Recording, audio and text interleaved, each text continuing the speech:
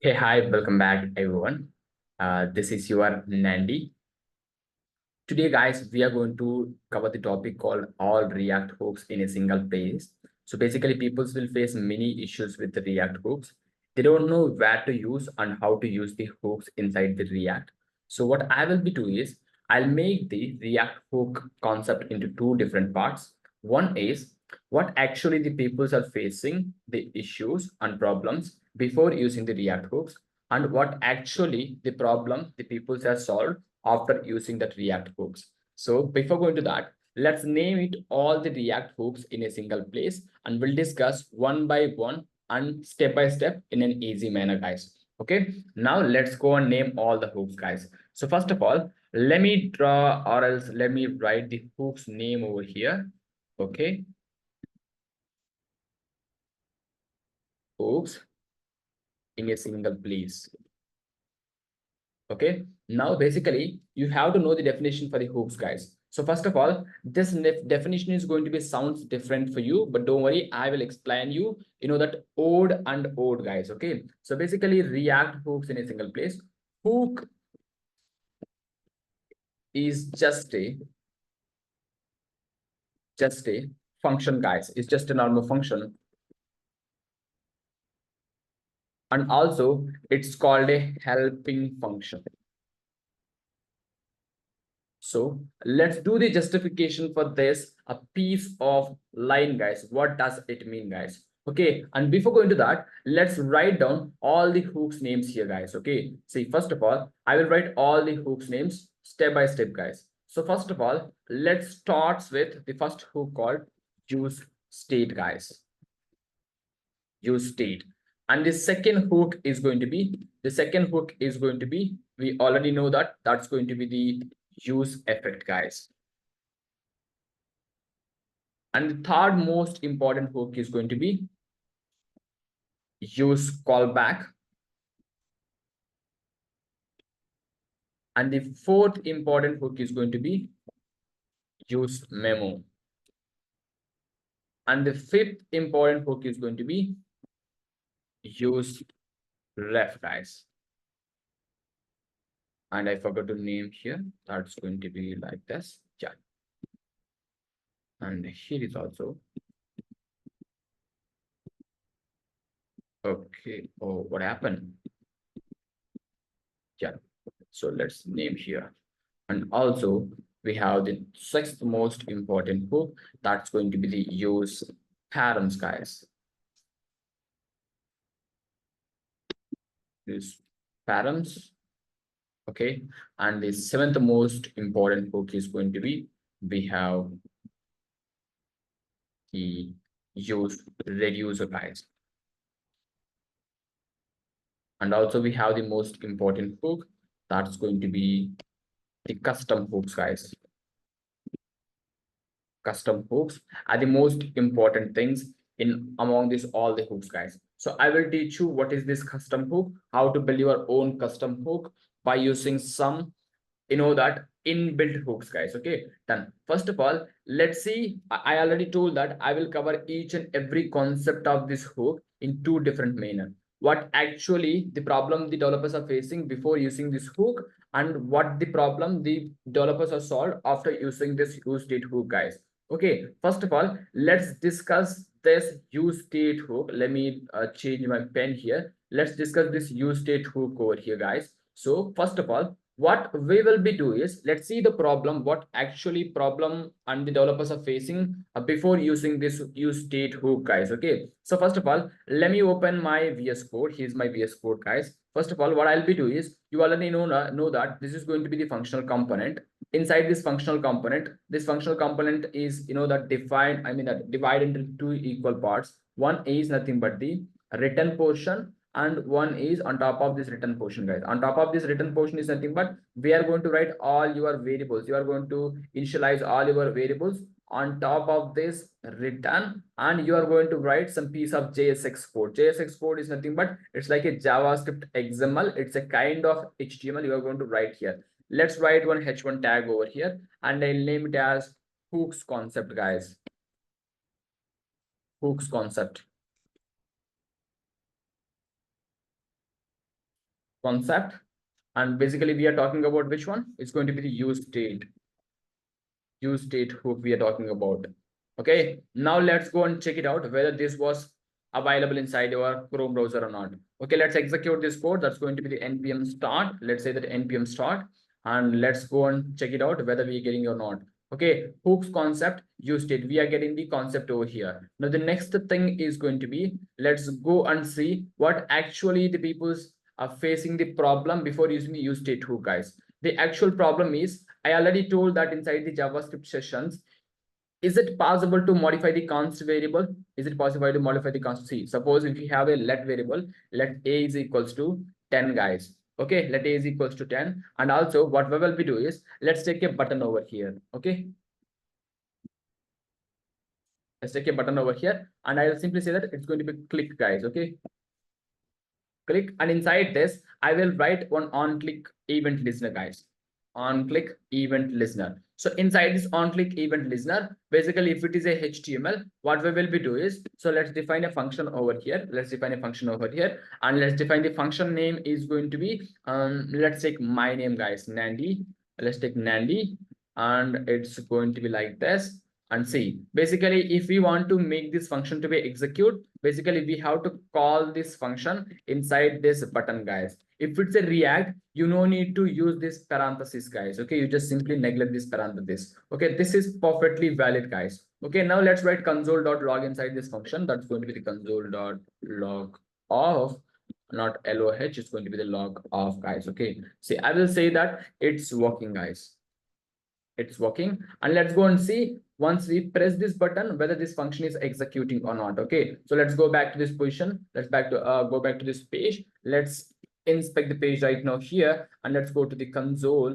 We have a warning, import create root. Okay, so import create root from, I think that might be a problem of, okay, let's leave that. That's basically okay, let's leave that. Basically we don't need even this use state as well right now, as of now. Okay, done. Okay, guys, now let's go here. See, let's neglect this warning. We don't need this warning. First of all, let's click this button whether we are that function is executing or not. Okay, let's click this button. It's perfectly executing, no issues inside this. Now the problem is, see, I already told that inside the JavaScript sessions, is it possible to update the let variable? Yes, of course it's possible to update the let variable. So now what I'll be do is, I will simply say here, see, console.log of a. I will say that console.log of A, then what you will get? You will get the 10 inside your page, guys. Okay, let's see this. Let's execute this. See, we are getting the 10 over here. Now what I'll be do is, I will simply say that I'll modify this variable. So if I want to modify this variable, I will simply say that it's going to be A is equals to be 11, guys. Okay, now 10 is going to be modified to the 11. It's perfectly valid. We can modify this A variable to this something a different value because it's a let. Okay, it's a let, guys. Okay, let's go and see this. Let's close it up this. Let's click it again. So what, now we are getting the 11 over here, and also that can be possible by using the var also. If I put the var over here, earlier it's going to be 10. See, now if you go back and check it out here, we are getting the 10 over here. Okay, if I click the button, and if I say that it's going to be the 11, sorry, it's going to be 10 here, and it's going to be the 11 over here. Now also it will be changes to 11, guys. Let's click this button. Yeah, we are getting the 11 over here. Now let's see what's the problem with const, guys. If I go with the const over here, now it's a const variable. If I'm trying to modify the const variable, now see, basically I will comment this code. Let's go and check it out here. Let's click the button over here. Now we are getting the 10 over here. And at the same time, if I go and uncomment this code, now what will happen? Let's go and see this. Let's click the button. Now you're getting a warning, guys. Not warning, it's going to be an error, type error, guys. Assignment to the const variable. Are a stupid fellow. Const variable doesn't have any, that capability to update the variable, guys. Okay, this is one problem that we are facing inside this JavaScript, guys. Not inside the JavaScript, inside this React, guys. This is one variable. You can't modify the const variable. That's going to be the one problem. Okay, let's write down the problem over here inside our board, guys. So actually the problem with use state, I will write down the use state over here. Use state over here. So let's name it out the problems, guys. Okay. The problems are going to be, the first problem is going to be, you can't modify const, or you can't update, you can't update const variable. Okay, this is one problem, guys. Okay, the next problem is nothing but, let's go and check it out. What is the next problem here, guys? Okay, so it is going to be the first problem, and this is going to be the first hook, guys. Okay, done. Let's see the second problem that we are going to be facing here. The second problem is going to be now, see, let's discuss the second problem. See, if I click this button, see, what I'll be doing is I will write one h1 tag over here. Okay, now inside this h1 tag we have this a, right? So now I want to pass this a value to here. How to pass a variable, a JavaScript variable to the JSX code, guys? You can also pass this by using the flower bases. Okay, we can simply take this a from here and we just paste down here, guys. Okay, now if you go and check it out here, now you can able to see. First of all, we need to uncomment this code.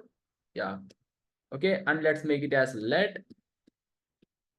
Okay, all right, now let's go and check it out what we are getting inside this h1 tag. So you will get inside this h1 tag for what you are getting the 10 over here. Now my requirement is, if I click this button, this 10 should be increased to 11 inside the UI, guys. Okay, see, let's go and see that. Okay, now what I'll be doing is, inside this function, inside this button, now I will make this a is going to be what? A is going to be 11, guys. Now I made this a is going to be 11. Now what will happen if I click this button? Now this a will modify to 11, guys. Okay, now let's go and see whether it is modified or not. Okay, so now let's refresh the button. Now if I click this button, see, did you see the difference, guys? It is changing the value inside the console, but the problem is, a normal JavaScript variable doesn't have any capability to change the state of its UI, guys. The change of, I mean, that state, UI state means basically the UI state is going to be 10 here. Okay, but if I click this button, the state of this number is going to be changed to the 11, and it's only changed inside the console, but it doesn't have any impact on the UI, guys. That's the biggest problem by using the normal JavaScript variable. Okay, now let's go and name that problem inside this here. Okay, that's the problem is normal JS variable doesn't have capability to change UI state, guys. It's UI state. That's the two problems by using this that use state problem, use state hook. Use state hook, before using this use state hook, these are the two problems that we are facing, guys. Okay, now the next thing, let's see that how to resolve these two problems. Okay, these two problems by using this use state hook. Okay, if you want to use this use state hook, okay, I already told that use state, all the hooks are like a functions, normal functions. It's like a helper functions, guys. Okay, did you see this, guys? If you go here, now this is a function. Okay, got it. Now if I want to call this function, I can call this function inside the button by using the on click, or else you can simply neglect this. You can call this function here. Okay, you can call this function here. Okay, by waiting nandy off. Okay, nandy off, you can call this function by here. Okay, if you see this, this is what we call as function declaration, and this is what we call as function calling, guys. Okay, this entire portion is nothing but total function. Okay,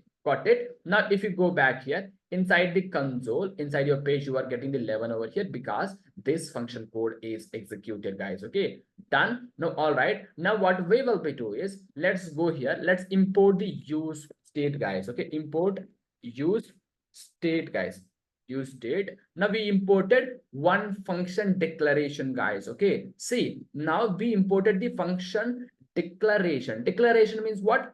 This portion is called declaration, guys. Okay, so what is the meaning of this line and what we imported actually, guys? Let's see what we imported actually. So basically we imported, the meaning of this line is we imported this kind of line. I will write it down here. Okay, I will write it down here. We imported function, and it's going to be the use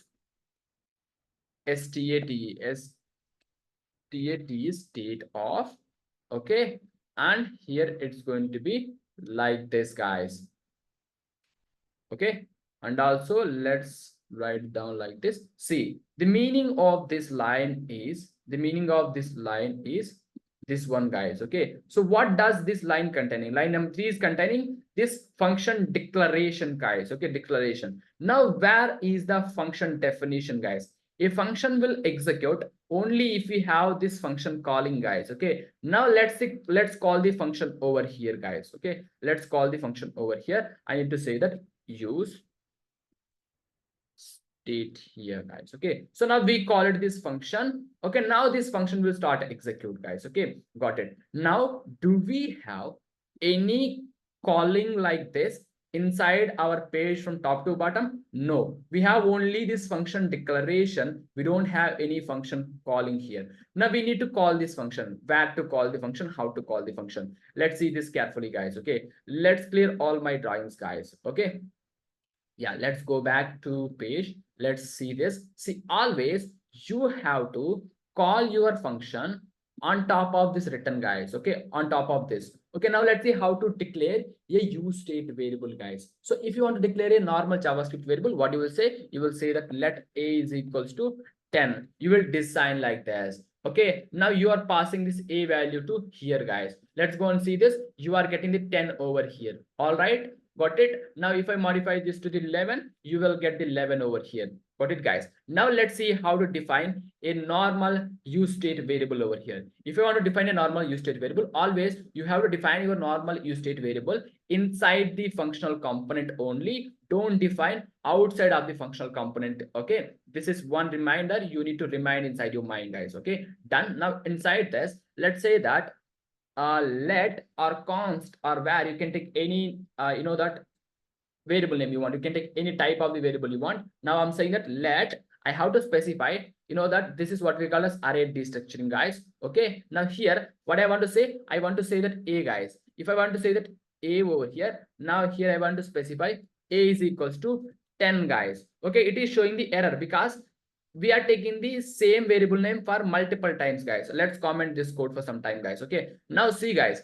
this is what this is doing. This a value is storing inside this a, and we are passing this a to here. Let's go and check it out here. We are getting, so that kind of error. 10 is not iterable, guys. 10 is not iterable. That's because of basically we have to use the two things inside this. Okay, what are those, guys? Not two things, guys. I just made the completely mistake, guys. See, actually this is not a way to declare the use state variable. You have to use that use state. You have to call the function. Okay, now this is a function declaration. Now we are calling the function over here, guys. Okay, now inside this you have to put the 10, guys. Okay, now this line and this seventh line both are same, guys. But if both are same and this sixth line having the superpowers, I will tell you what are those, guys. Okay, if you go back and see, so let's put the 11 over here. So if you go and check it out here, we are getting the number called 11 over here. Now let's uncomment this code and let's comment this code, uncomment this code. If now also you are getting the 11 over here. If I modify this to the 12, and you will get the 12 over here because we passed this a variable to here, right? Got it, guys? All right, let's go and check it out here. We are getting the 12 over here. And the same thing can be possible by using this use state variable also. You can also say that 12 over here. But the thing is, you need to remember the syntax, guys. How to declare a use state variable. How to declare a normal variable. This is a way to declare a normal variable, and this is a way to declare a use state variable, guys. These two things are doing the same work. Then what's the difference between this normal variable and this use state variable? Let's see, guys. I already told that you can't modify. Let's see the first problem. Let's solve the first problem. What is the first problem that we discussed here, guys? Let's go to this. The first problem is you can't update const variable, guys, but you can update the const variable by using what? Use state variable, guys. Let's go and see that. So let's make this const.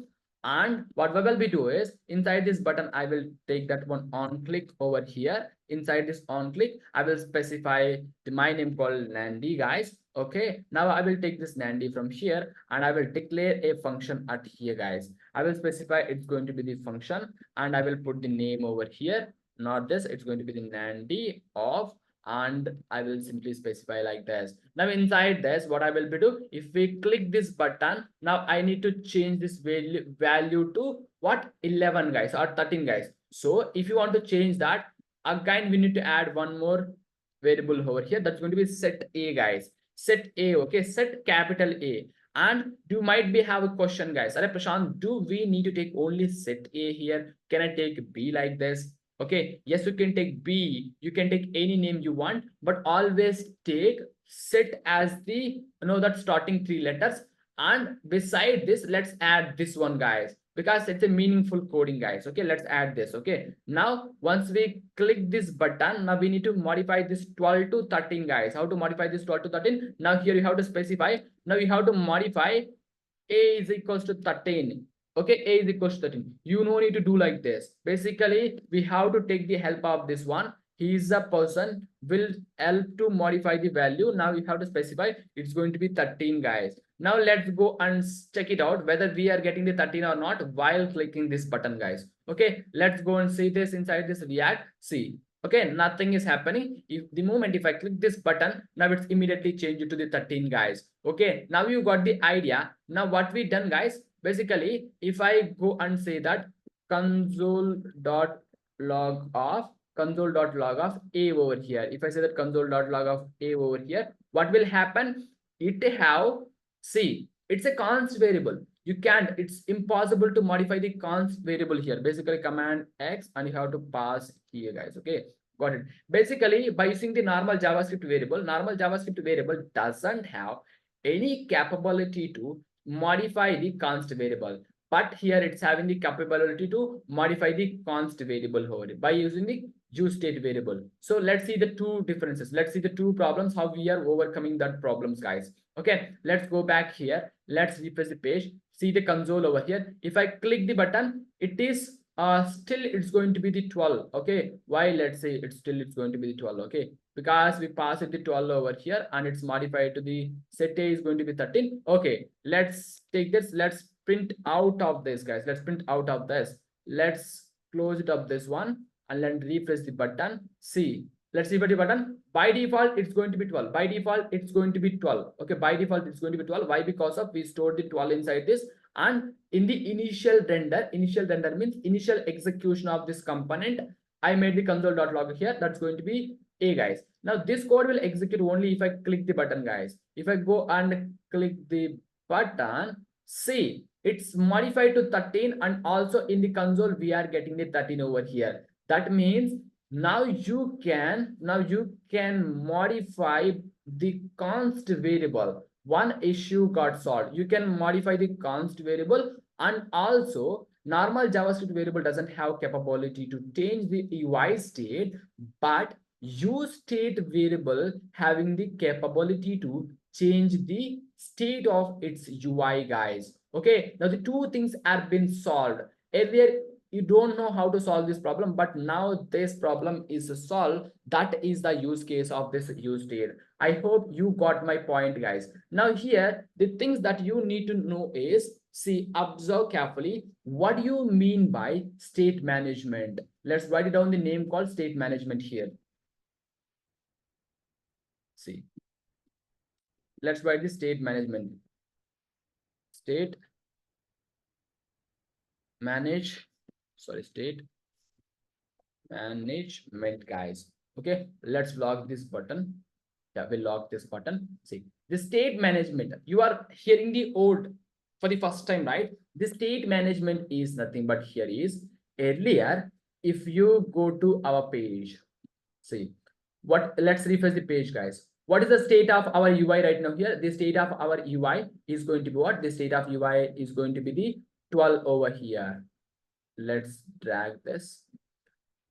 Okay, the state of UI is going to be what? It's going to be 12 over here. But the moment if I click this button, this change of the state is going to be changed to 13, guys. This is what we call as state management, guys. Changing from previous state to updated state, guys. What is the updated state? The updated state can be declared by using this, what? By using this function, guys. Okay, this function will update the state to the 13, guys. Okay, you can't do that state management by using normal JavaScript variable, but you can do this modification by using what? By using this use state variable, guys. Okay, now I hope you got the idea what do you mean by state management, how to do the state management by using the use state variable. And also if you see this, guys, so this is what we call as function calling, guys. Okay, got it. This structure is similar to the function calling. Okay, that means can I say that this use state is a function? Yes, it's a function. It's a helping function. Now you got the justification for this line also. This line, helping functions. See, hook is a single place, or hooks in a single place. Hook is just a normal function, helping function. Okay, now you got the idea about this entire use state, guys. And the one more thing here I want to convey here. Then the one more thing is nothing but, see here, what do you mean by rendering, guys? Let's write down rendering, guys. What do you mean by rendering? Rendering, guys. So basically inside the React, rendering will happen, okay, in two cases, multiple cases. The multiple cases are nothing but if any change, I will write it down. If any change in its state, okay, this is one thing. And if any change in its props, or else if any change in, or not in the change, if any what we can say, component did mount, or else we can say that click is happen. See in these all the states, like we covered 1, we covered 2, we covered 3. In these all possible 3 cases, rendering will happen, guys. Okay, that means if any change in its state will also happen rendering. If any change in its props will also do the rendering. If any click is happen will also do the rendering, guys. First of all, let's do what is this if any change in its state, guys. If any change in its state means, first of all, let's see what you mean by rendering, guys. Rendering means you can able to see that what is my functional component here. The functional component starting point is this is, and the ending point is what? Ending point is here we have this basis, guys. This is my entire functional component. This is my entire functional component. I'm just rendering to this. See, I'm rendering here by using a name called app, guys. Okay, if I go with the npm start, my file will start execute. Now this app component will render, guys. Render means it will load the UI inside your web page, guys. Let's go back and see this. What does it will do? Let's go to here. See, let's refresh the page, guys. See, now this UI is rendered. My hooks concept h1 tag is loaded. 12 is rendered. This button is rendered, guys. Okay, now the thing is, what do you mean by this, guys? If any change in its state also will re-render the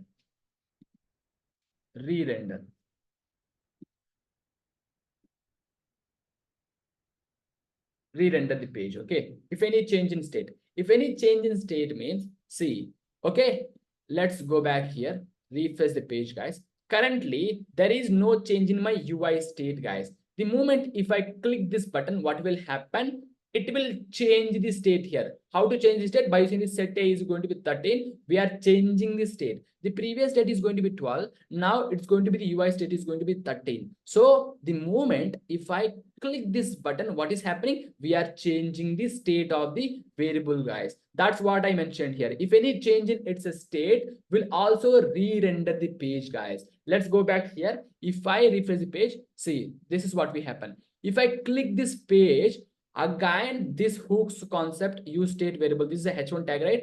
This will load again, and this h1 tag will also load again. This button also will load again. At the same time, in simple words, my entire component from top to bottom, all the code will execute again, will re-render again. That's what we call as re-render again. Okay, see, if I click this button, see, it's executed again. The entire component, this entire component is re-rendered, re-executed, guys. Okay, I hope now you got the idea about these all the things, guys.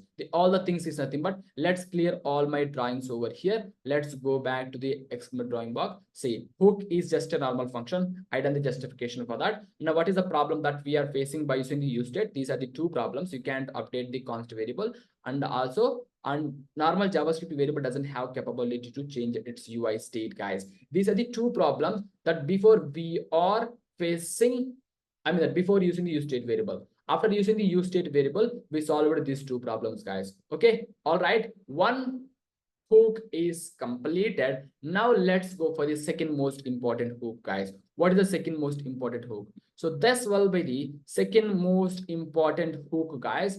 Okay, first of all, let's discuss what are the problems that we are going to face before using this hook and how to solve that problem after using that hook, guys. Okay, see.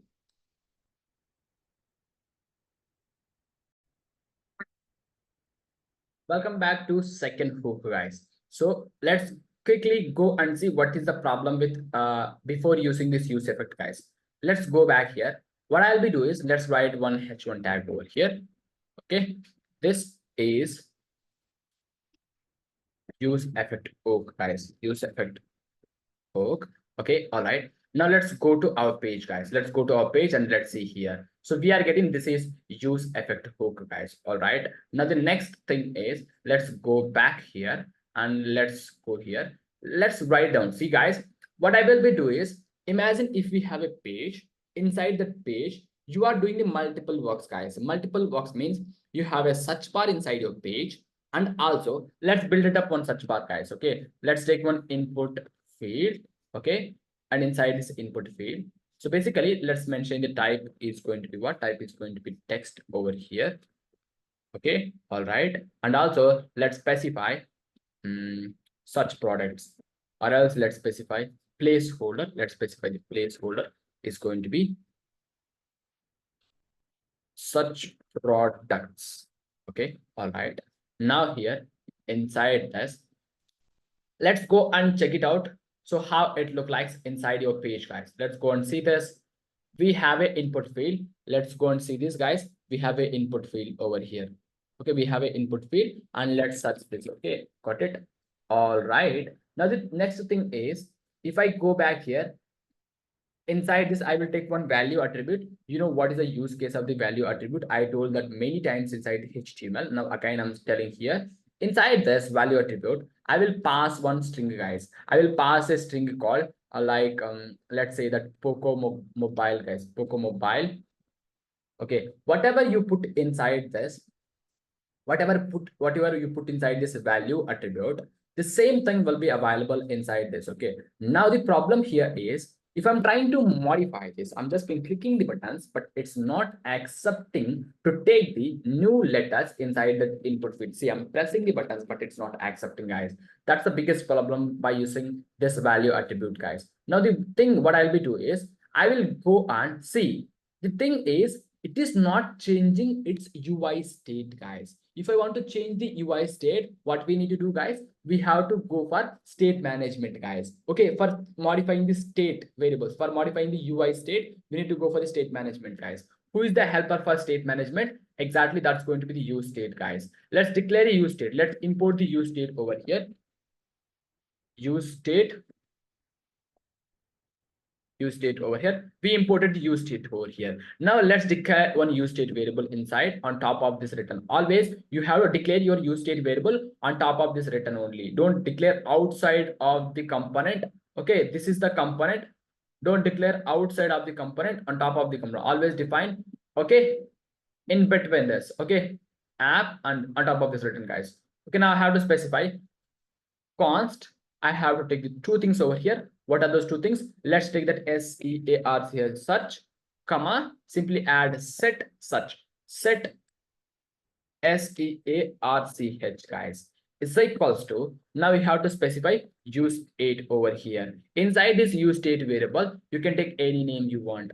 I'm taking the string over here. What string we taken here? Poco Mobiles. Let's take the same string over here. Let's take the same string from here, copy and then paste it here, guys. Now see, let's put the comma over here, otherwise it will give you the error, guys. Now we have to pass this search over from here to here, guys. Okay, all right. This is the same thing. Let's go back and see. We are getting the Poco mobiles, guys. If I say that instead of Poco, let's say that Apple mobiles, guys. Now you will get the Apple mobiles over here. Now the thing is, you can't modify the state of this, guys. If I'm trying to press the button, you can't modify the state of this, guys. So what we can do is, let's simply add one on change event listener over here. Okay, let's say the on change event listener over here. Now what we can do is, inside this onChange event listener, let's add the function, guys. See, the thing is, you can add the anonymous arrow function over here like this,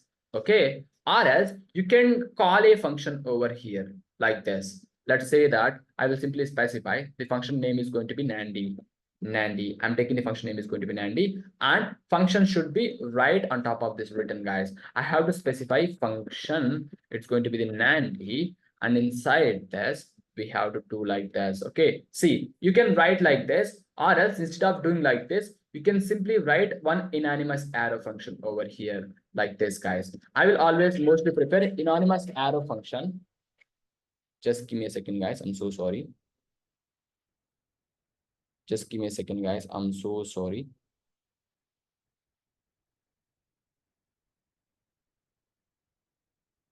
Okay, all right, guys. Now the thing is, see, here you can simply specify one anonymous arrow function, and inside this anonymous arrow function, what we have to do, see, guys, here you have to modify the state of its UI, guys. So if we want to modify the state of UI, let's take this as set such from here, copy, and just go, and inside this you have to put like this. Now inside this set such, let's put one X symbol over here. If I put the X symbol over here, see, whatever the value we type, inside, see, I made a mistake, guys, not here. Just give me a second. I made a mistake, guys. I'm so sorry. Yeah, we have to use the, okay, let's do the line from the scratch. Just simply remove this. OnChange is equals to, we have to take one flower base, and inside this flower base we have to put one anonymous arrow function like this. Okay, and inside this, let's hit the enter, guys. Now here what we will be do is, let's close up this. Now here we can say that that's going to be the set such, guys. Set SEARCH, guys. Set such. Now inside this set such, okay, first of all, let's pass one X symbol over here. What this X will do, let's write it down here for your understanding purpose. We have a input field inside our page, guys, like this. We have an input field inside our page. Okay, all right. What we can do is, we are going to enter the letters inside our input field, right? Like this, like we are going to enter some piece of letters. Imagine I entered the letter called A. I entered the letter called A. Now this A will automatically store into where, just give me a second, let me take the pen over here. See, this A will automatically store inside this X, guys. Okay, all right. Now that's the same thing. If I type the B over here, this B letter will be stored into this X, guys. Okay, now here you can simply say that we need to target that values, guys. You can simply clear all the drawings and you just go back here. Here you can simply say that X dot target dot value, guys. That means, what is our earlier code, guys? Our earlier is nothing but Apple mobile is our state, previous state. Okay, got it. Now because of this on change functionality, we are adding the, that on change functionality, like if any changes happen, that change should be targeted, and it can be, the state will also be modified by using this set such, guys. Okay, this is the fixed concept, okay, for all the input, all the search boxes. Tomorrow if you are building any such bar inside your page, guys, okay, it's going to be fixed concept. If you go back here, see, it's an Apple mobile. Earlier, if I'm trying to type the text, it's not accepting because of it doesn't have any UI state management capability. Now we added what? We added the use state over here, and we are setting the state, like we are managing the state here. Okay, if I go and type the things called, now it's accepting, guys. All right, now it's accepting perfectly. All right. Now see, we have a page. We have this page, right? Inside this page, I also want to fetch the API, guys. How to fetch the API? I already told that many times by using async and await, and also I told by using promises, guys. Let's see. Let's fetch one API. Let's fetch one API by using what? By using, that async and await, guys. Before going to that, I will also specify one counter app, guys. Okay, counter app means, let's see that this is the input field. This is the input field over here, and below of this input field, what I will be do is I will take one h1 tag, guys. Inside this h1 tag, see, I will copy this useState, or else let's define a new useState variable, const. I will specify it's going to be the count, comma, set count, guys, set count, and is equals to, I will specify useState over here, guys. Okay, inside the useState over here, I will specify the 0 over here, guys. Okay, I will pass this count from here to, I will pass this count from here to here, guys. Okay, so I will pass this count from here to here. Now, basically by default, the count is going to be 0. That 0 I'm passing to here. Let's go back and see this. We are getting the 0 over here. And below of this 0, let's add a button, guys. Okay, let's add a button. Okay, inside this button, let's add increase, guys. Increase. All right. Now let's add a on click over here. On click. When we click this button, let's take one function calling name, guys. Let's take that my name called Nandi, and you just take this Nandi from here, and you just declare a function over here, guys. It's going to be the function, and inside the function, see, I will put my name over here. Okay, got it. Now here, what I'll be doing is, once we click this button, we have to modify the state of this. If you want to modify the state of this, then we have to use this set count, guys. Let's take the set count. Let's put the set count over here. And this is also a function calling, guys. Now here, what you have to specify? I have to specify count plus 1, guys. What is the count? 0. So 0 will be came to here, and 0 plus 1 for one click. If I click again, then the count will be modified to 1, and then 1 will be came here. 1 plus 1 is going to be 2, guys. Like that it will happen, guys. Okay, got it. Let's go and check it out here. Let's refresh the page. See, increase. This is also working. And imagine we have an input field, and this input field is also working, guys. Okay, let's make this input field to be empty right now. Here, if I go back here, we have the search products, we have the counter app, guys. Okay, now the thing is, in this same page, I want to fetch the API also. If I want to fetch the API here, see, we have a function over here, we have a variables over here. Now below of this function, let's fetch the API, guys. How to fetch the API? If I want to fetch the API, basically, let's go for async and await, guys. Let's make one function over here, and let's say that we need the API. Okay, API. Okay, we're taking an API over here. So inside this API, let's call this function. Let's call this function copy, and you just put down the function over here. We call it the function over here. Now, whatever we put inside this, console.log of, it's working and fetching API, guys. If you go back here, see, we declared a function, we are calling this function. Definitely this will execute. If you go to our page, you just go to your inspect page. Okay, in the initial render, it's working and it's fetching the API, guys. Now inside this, we need to fetch the API, guys. If you want to fetch the API, let's make this function to be async function.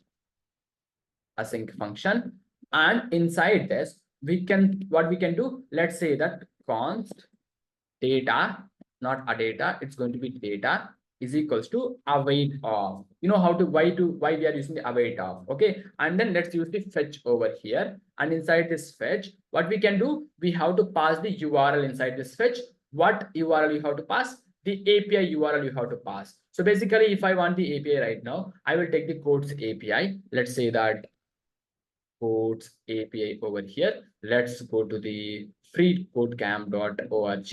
Inside this, we have this code, right? Let's copy this URL from here. Okay, let's go and paste it inside our page, guys. Now we taken the URL. This URL will return what? This URL will return one promise, and to overcome that, then again we have to specify const API data, API data is equals to what? I have to specify await of, we don't know this API data, this fetch is giving which type of data, we don't know, but always we need the JSON data. So let's convert this data to the JSON data. Await of data.json of, guys. Now we converted this. Now here, let's say that console.log of API data. So this is a way to fetch the API, guys. Okay. Now, if you go back and check it out here, let's see. We are getting the API data over here at the initial render. Why we are getting the API data at initial render? Because we call it the API over here, guys. Okay. All right. Now here the problem is, let's see, let's observe what is the problem we are going to face in the use state, use effect over here. Let's write it down here. That's going to be the use effect, guys. Let's change the color. That's going to be the use effect. So basically the problems with use effect is the first problem. Let's see the first problem, guys. See, the thing here, the problem here is, see guys, so basically we have this API, right? We have this API. I already told that if any change in state, or if any change in props, or if any button click, what will happen? This entire component will re-render. This entire component from 5th line to this 27th line will re-render, guys. Okay, first of all, let's make a small change in its state, guys. Let's make a small change in the state. State means, see this carefully.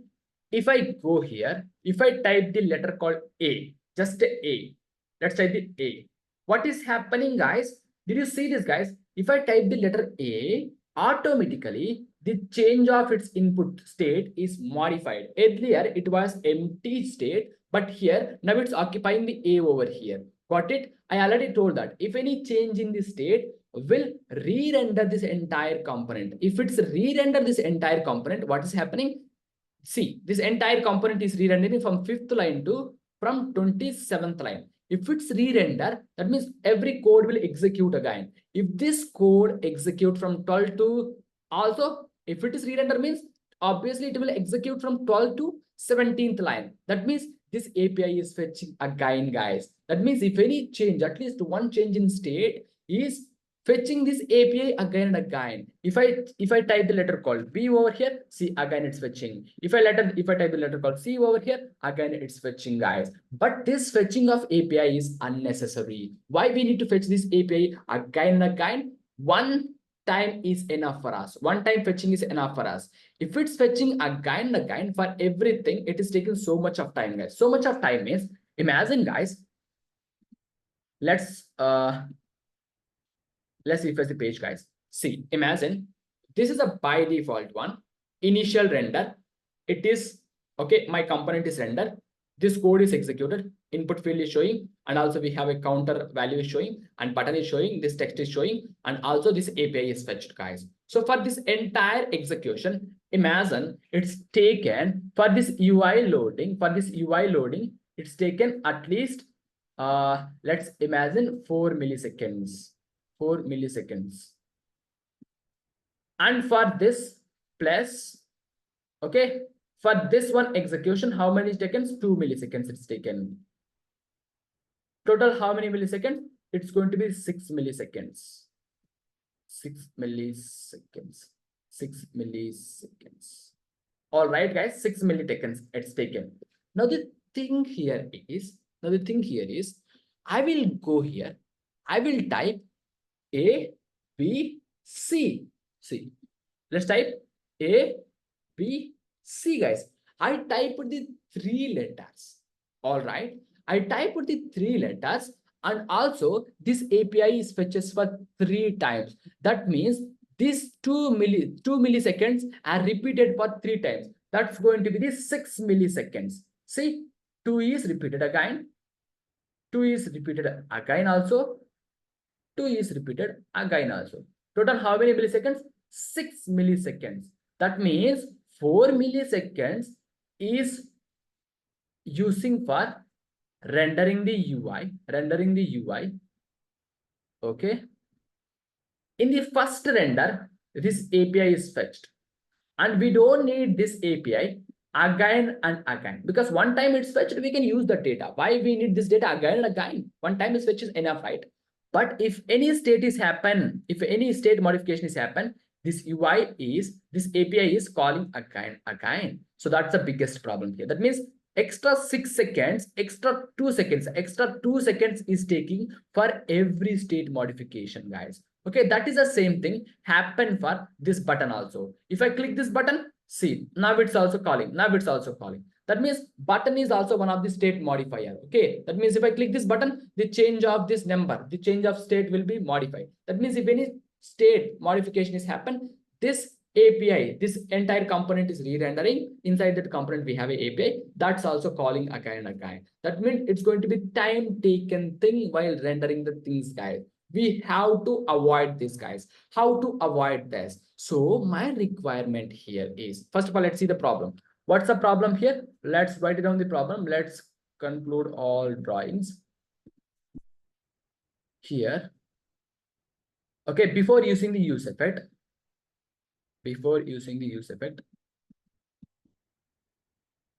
okay,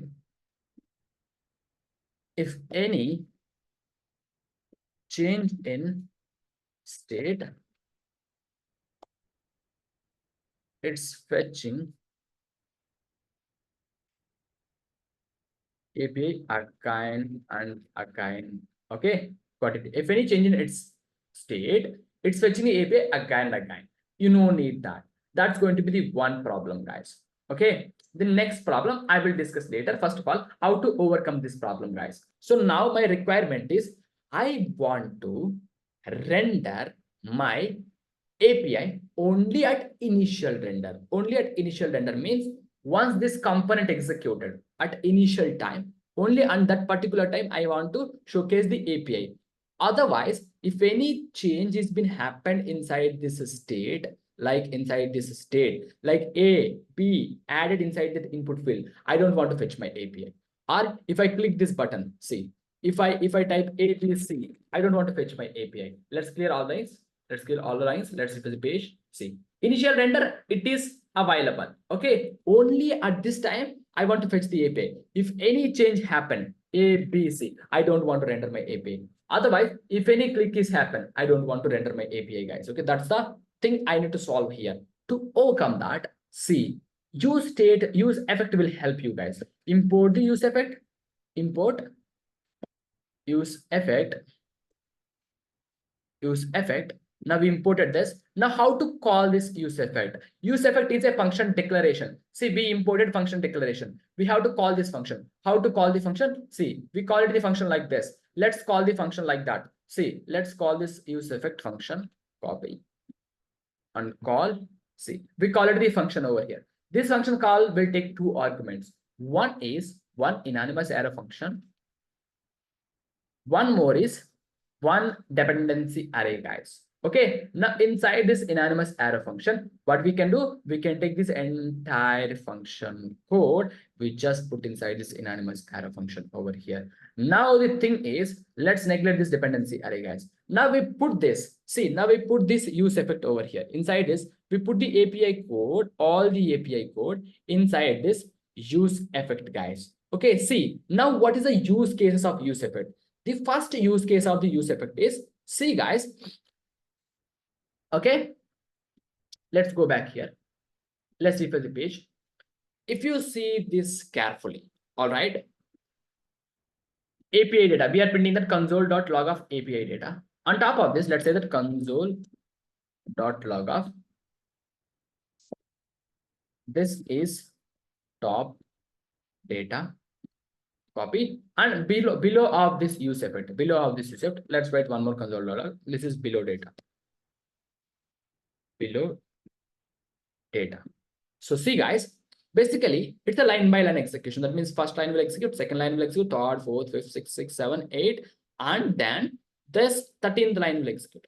If 13th line executed, then what is our output? Our output will be what? This is top data, will print on the console. All right. Now this 14, 15, 16, 17, 18 will execute. Once 18 executed, then what is our console? Our console will be filled with API data. Okay. All right. Now 19 will execute, 20 will execute, 21st will execute, now 22 will execute, 23rd will execute. If 23rd will execute, then what is our output? This is below data. That means inside our console, what is our final output? Our final output will be this will print at the top, and this will print at the middle, and this will print at the last, guys. Okay, 1, 2, 3. So this is a way of output inside our console, guys. But if you go and see that output, this line will print at the very top, and immediately this code will never execute, and immediately this will print, guys. Okay, let's see that. See, did you see this, guys?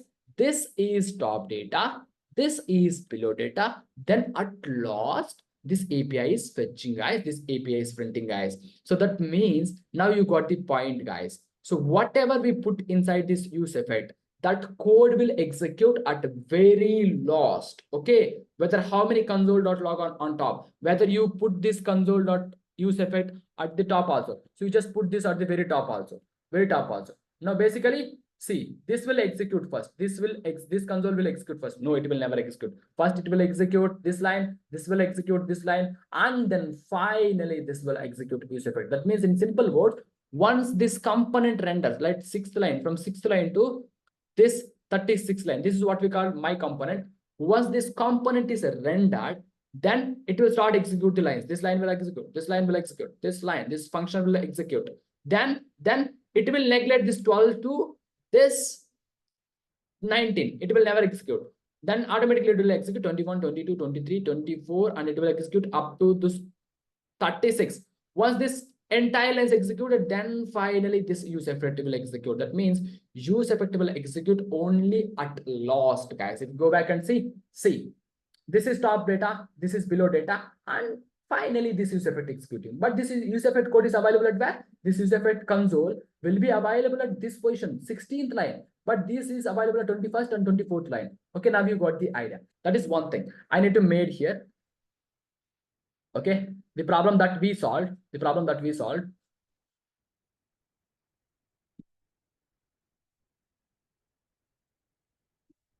second one is use effect will execute at very last.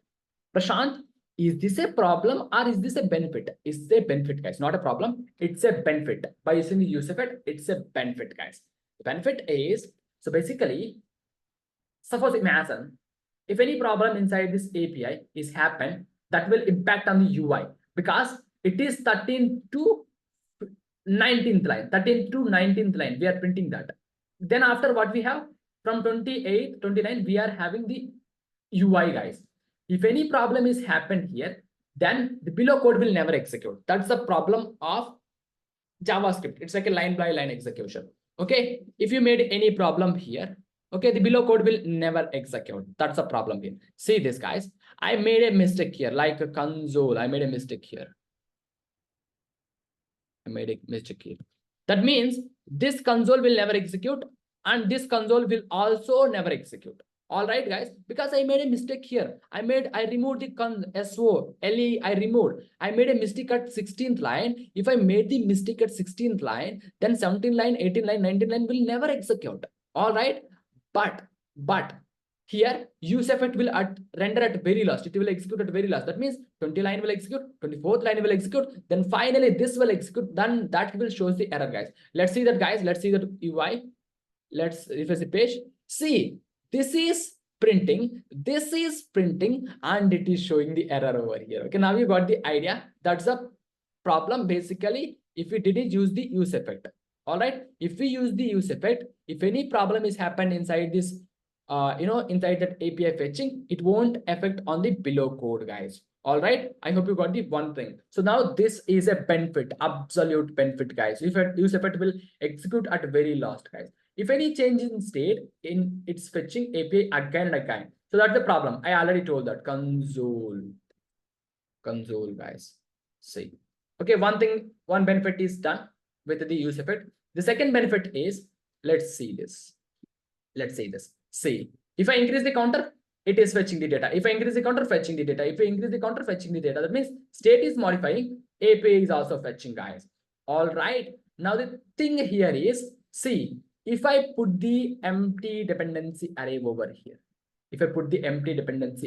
here, now this console will execute only at initial render. It will never execute if any change in the state is also happened. See this carefully, guys.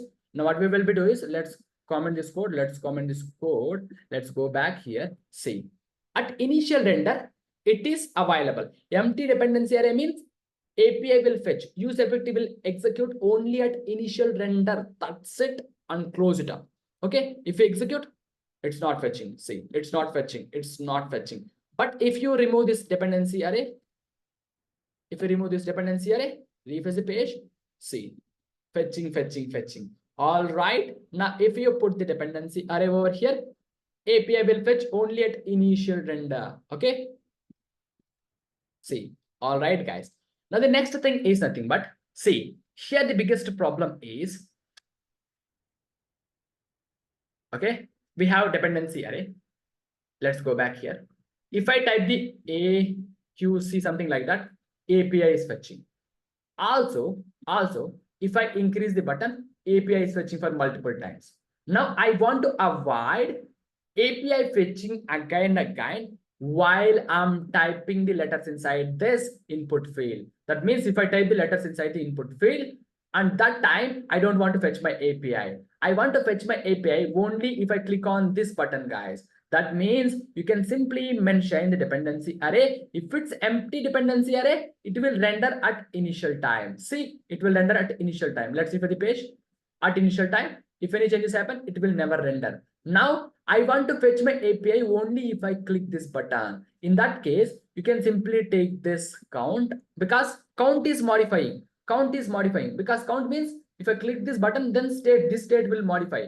Okay, that means I am saying that if this state modifies, then only fetch the API. Just go and paste it here. Now, dependency array with a value, guys. Now, if this state modifies, then only fetches API, guys. Let's refresh the page. See, now I'm typing here, API will never execute. But if I click this, now API execute.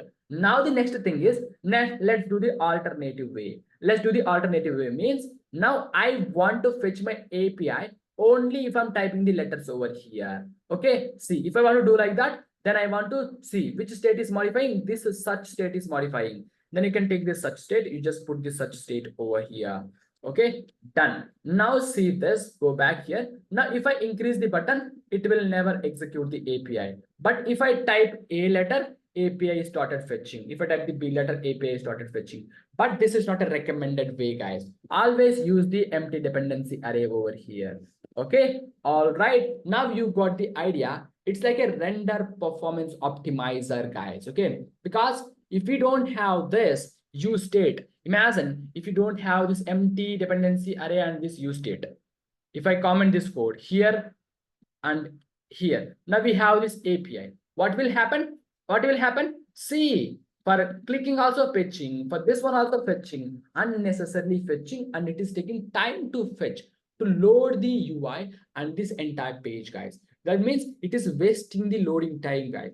To overcome that, use effect will help you. See this dependency array.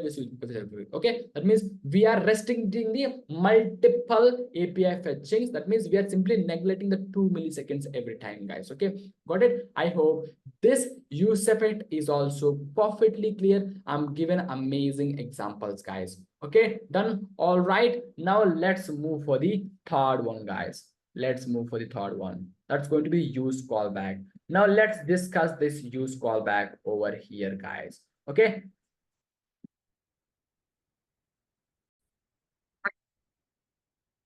welcome back to the use callback group, guys. So first of all, I already told that let's see what is the problem that we are facing before using this callback and how to overcome that problem, guys.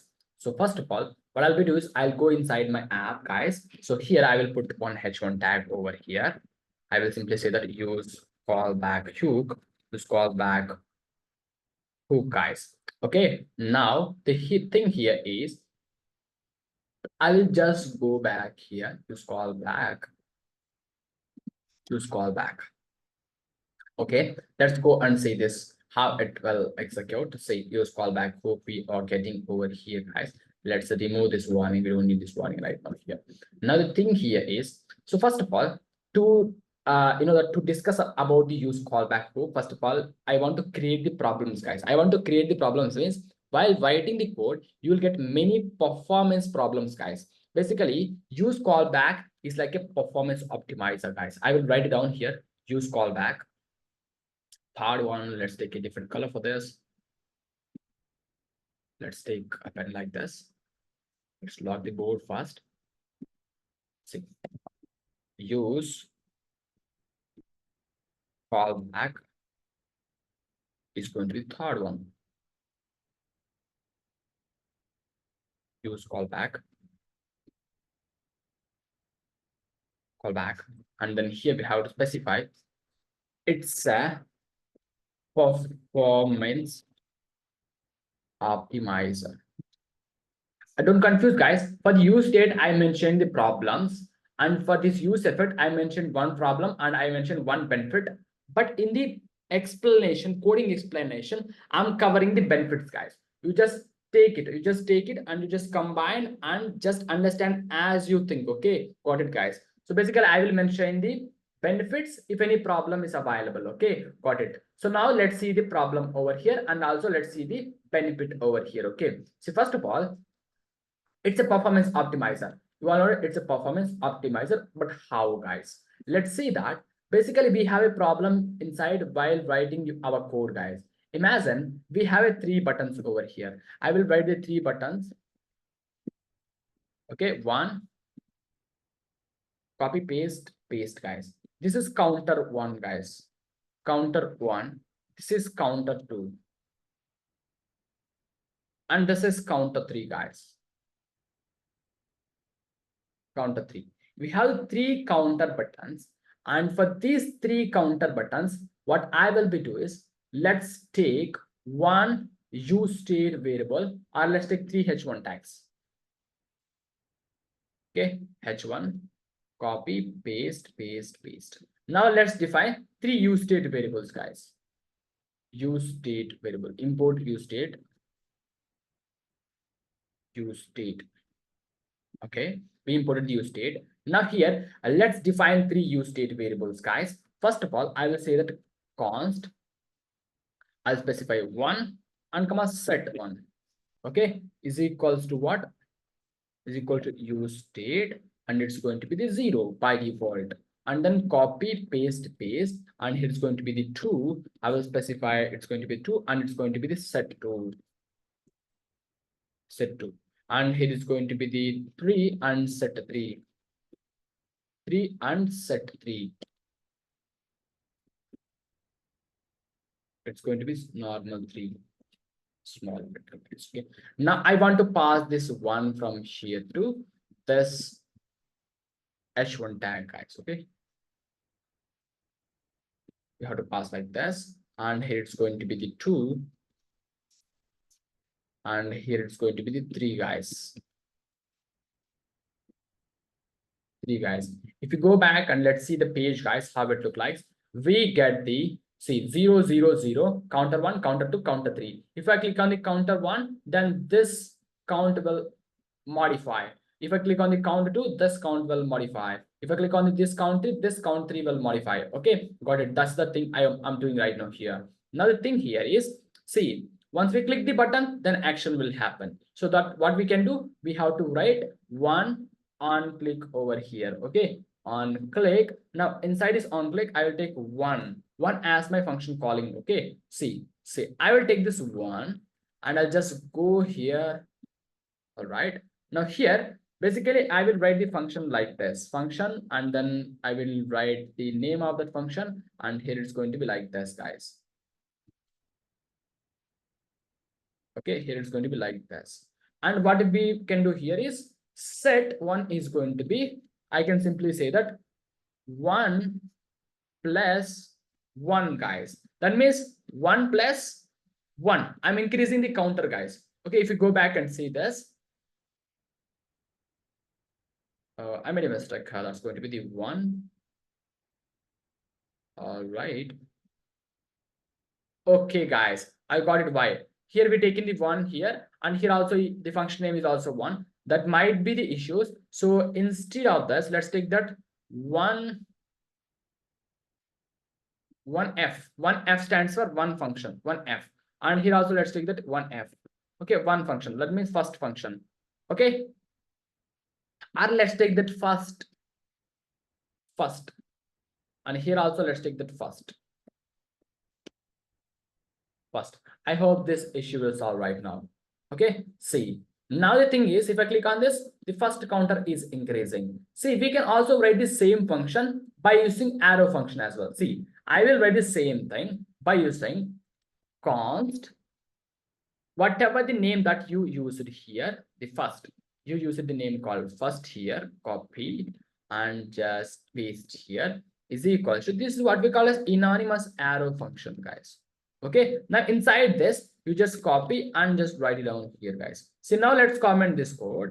See, this one and this one will do the same thing, but here it's going to be the normal function. Here it's going to be the arrow function.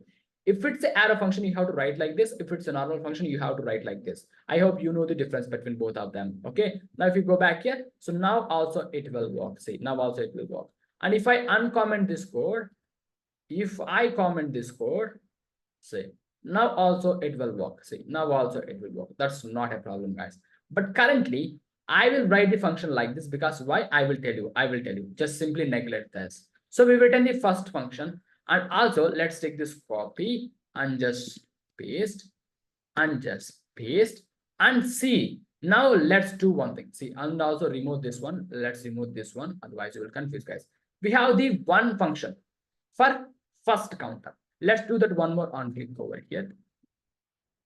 On click, and here I will specify it's going to be second. Okay, I just specified the second over here. Something went wrong. What's the sense? That's going to be the button over here. I missed the button letter over here. Now here, what if you have to specify? Const second is equals to, sorry, not is equals to, parenthesis.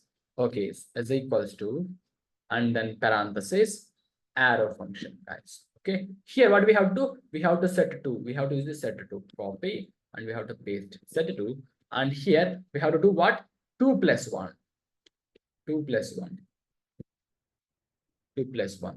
Now that's the same thing for third one. Let's define the third on click over here. On click, and here it's going to be third, guys. Okay, third, third. Let's take the same name from here. So must and should, you have to use the same name here. Okay, must and should. Paste and is equals to, I have to do like this, and I just want to do like this. And let's take this set3 from here because it's a state modifier. Okay, let's use this set3 over here, and here you have to specify 3. 3 is because of this 3, guys. So copy and you just paste this 3 plus 1, guys. Now all 3 counters will work, guys. If you go back and see, counter 1 is working, counter 2 is working, counter 3 is working. All these 3 counters are working, guys. Now here the biggest problem is, see this, guys. I already told that this is the initial render. If it's an initial render, what will happen? My component, my entire component will execute from 4th line to from this 29th line. Okay, this entire code will execute. If this entire code will execute, every line will execute and every line will render, guys. Can I say that in the initial render, all these 3 functions are rendering, not executing? This function will execute only if I click the button. But can I say that this is rendering, guys? Rendering means it's rendering for some, it is taking some time to render. To understand that whether it is rendering or not, if I want to show that, I will simply take one set, guys. On top of this my app component, I will take one set, guys.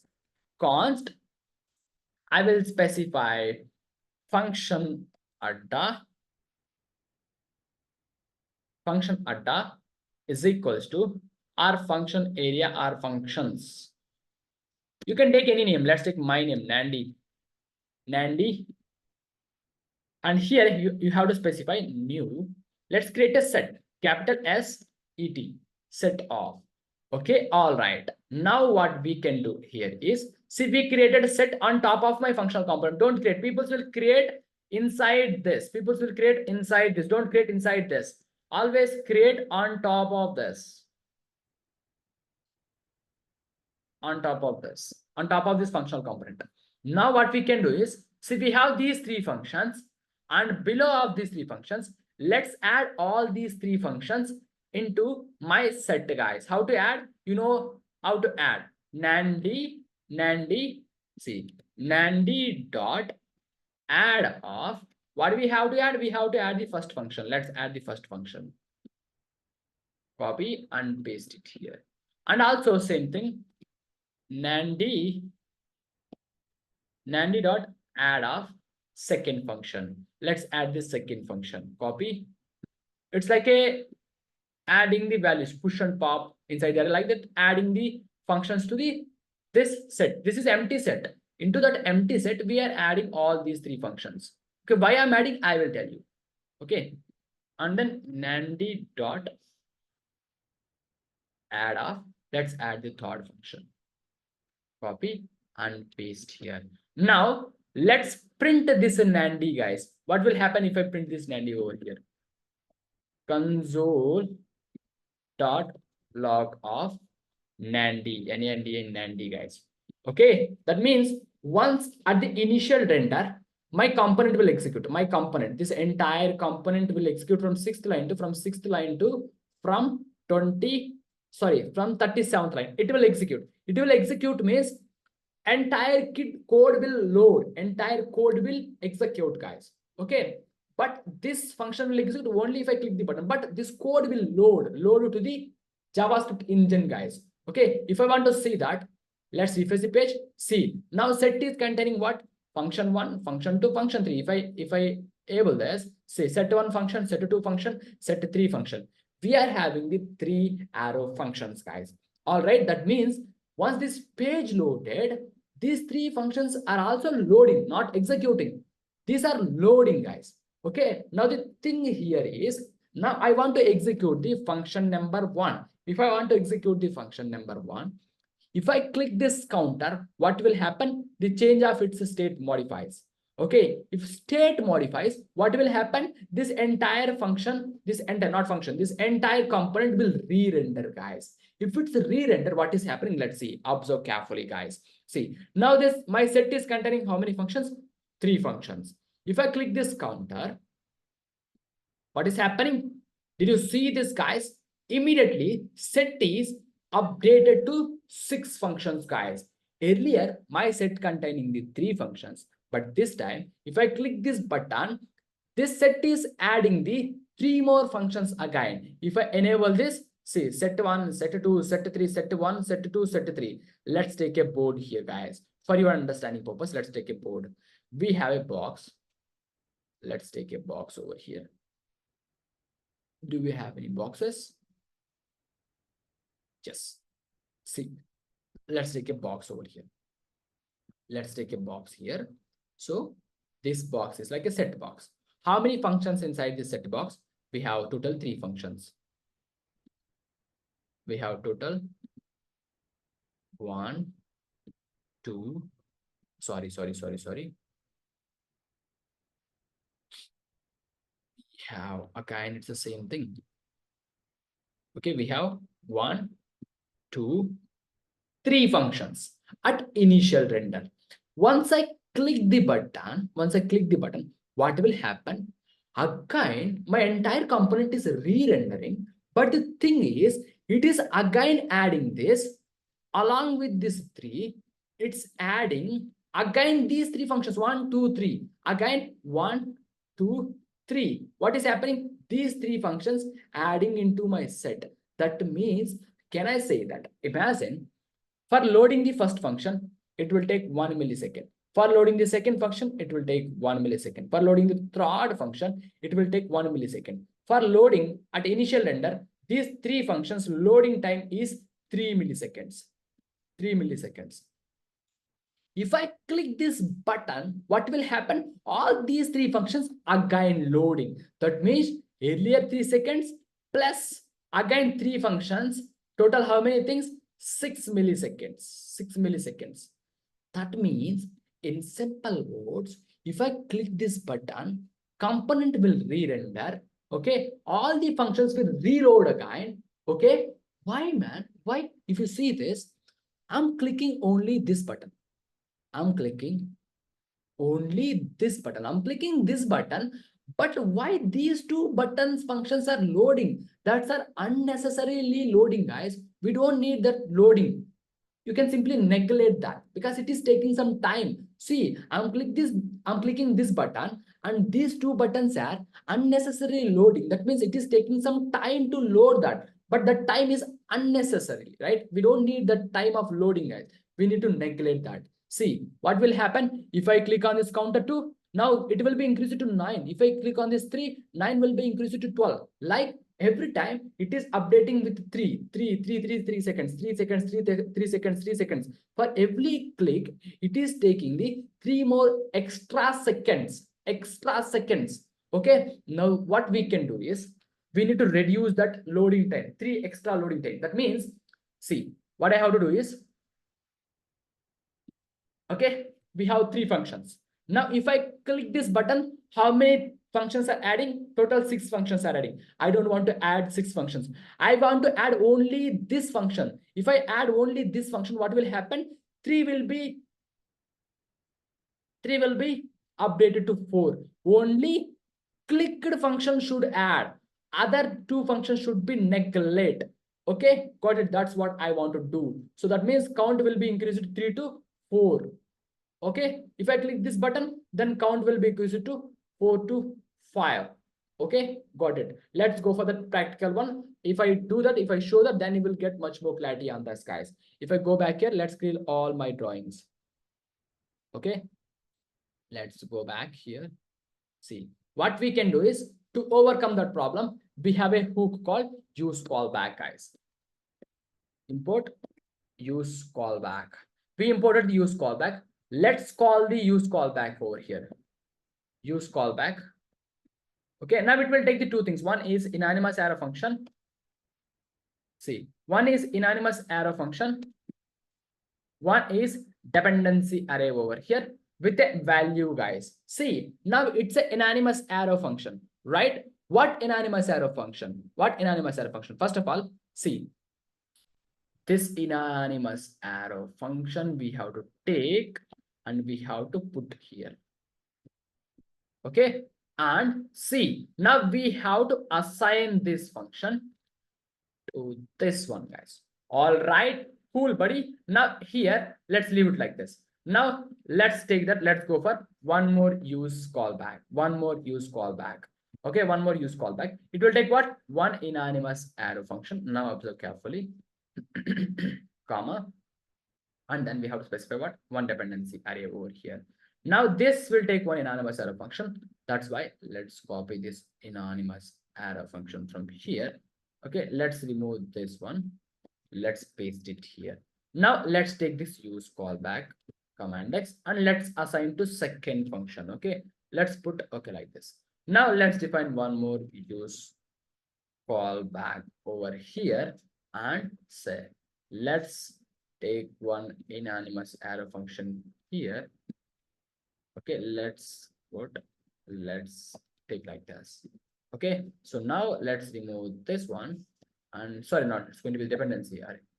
Okay, let's take this anonymous array from here and then let's put here. Okay, now let's assign this to the third, guys. All right, okay, got it. Same thing. Now everything is came into the picture, guys. Now it will work as same. It will work as same. See, every counter will work. Every counter will work. If I remove this dependency array, see, earlier it's working, right? Now also it will work. No issues. See guys, set 3. click button, set is going to be increased to 6. There is nothing new inside this. Count is working, count is working, count is working, nothing new inside this. Now the new thing is, see, 24, 27, 30, 33 milliseconds. See, every time the count is increasing, guys, because all three, if I click this button, these two are rendering. If I click this button, these two are rendering. If I click this button, these two are rendering.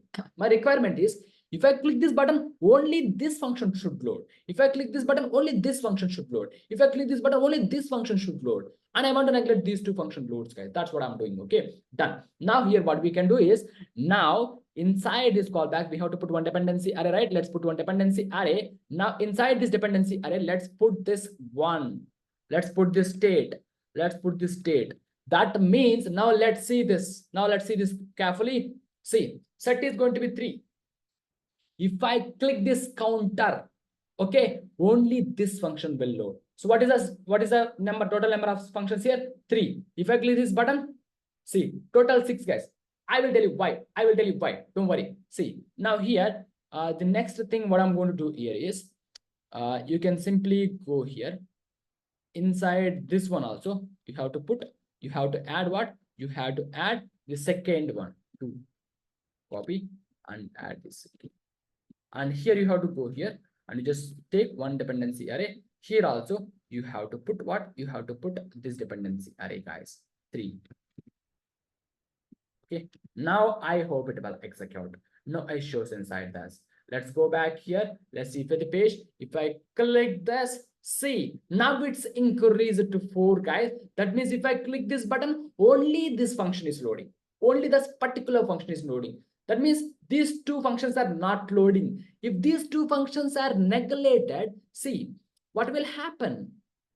If these two functions, this one is neglected, this one is neglected, this one is neglected, this one is also neglected. That means 1 second, 1 second. We are neglecting 2 milliseconds loading time. Okay. Suppose if I click this button, see. Now only this function is loading. These two are neglecting, guys. Okay, this is also one kind of performance optimizer, guys. So that means always you have to take care. Always you have to take care, guys. If you have multiple functions inside your page and multiple clicks inside your page, must ensure you have to follow like this. By default, pass one use callback. Simply pass one use callback, and inside this use callback, you just pass the state of it. See, which state we are modifying? Set one state. Pass that state over here, like use effect. Pass that state over here. Now, I hope you got the point. Okay, it's like a performance optimizer. Okay, it's like a performance. I shown the difference. What happens previously and what's happened after we are using the use callback over here, guys. Okay, done. It's like a performance optimization. Okay, it's like a performance optimization. We done the justification for this use callback also. Now let's go and see what is the use case of. See, I forgot to write down one more hook over here. Let's write it down one more hook over here, guys. That's going to be the 9th hook. 9th hook. That's going to be the 9th hook. Use context, guys. All right, amazing. Now we discussed this use callback as well. Now you got the answer why we are using the use callback, what actually the problem we are facing earlier with functions and clicks and how to overcome that. Now let's go and discuss this use context, guys. We'll discuss use memo later, use memo reference later, and let's discuss use context, guys, because this is very, very important, guys. Okay, so now use first one is completed, use effect is completed, use callbacks is completed. Now let's go for the use context, guys. Okay, all right.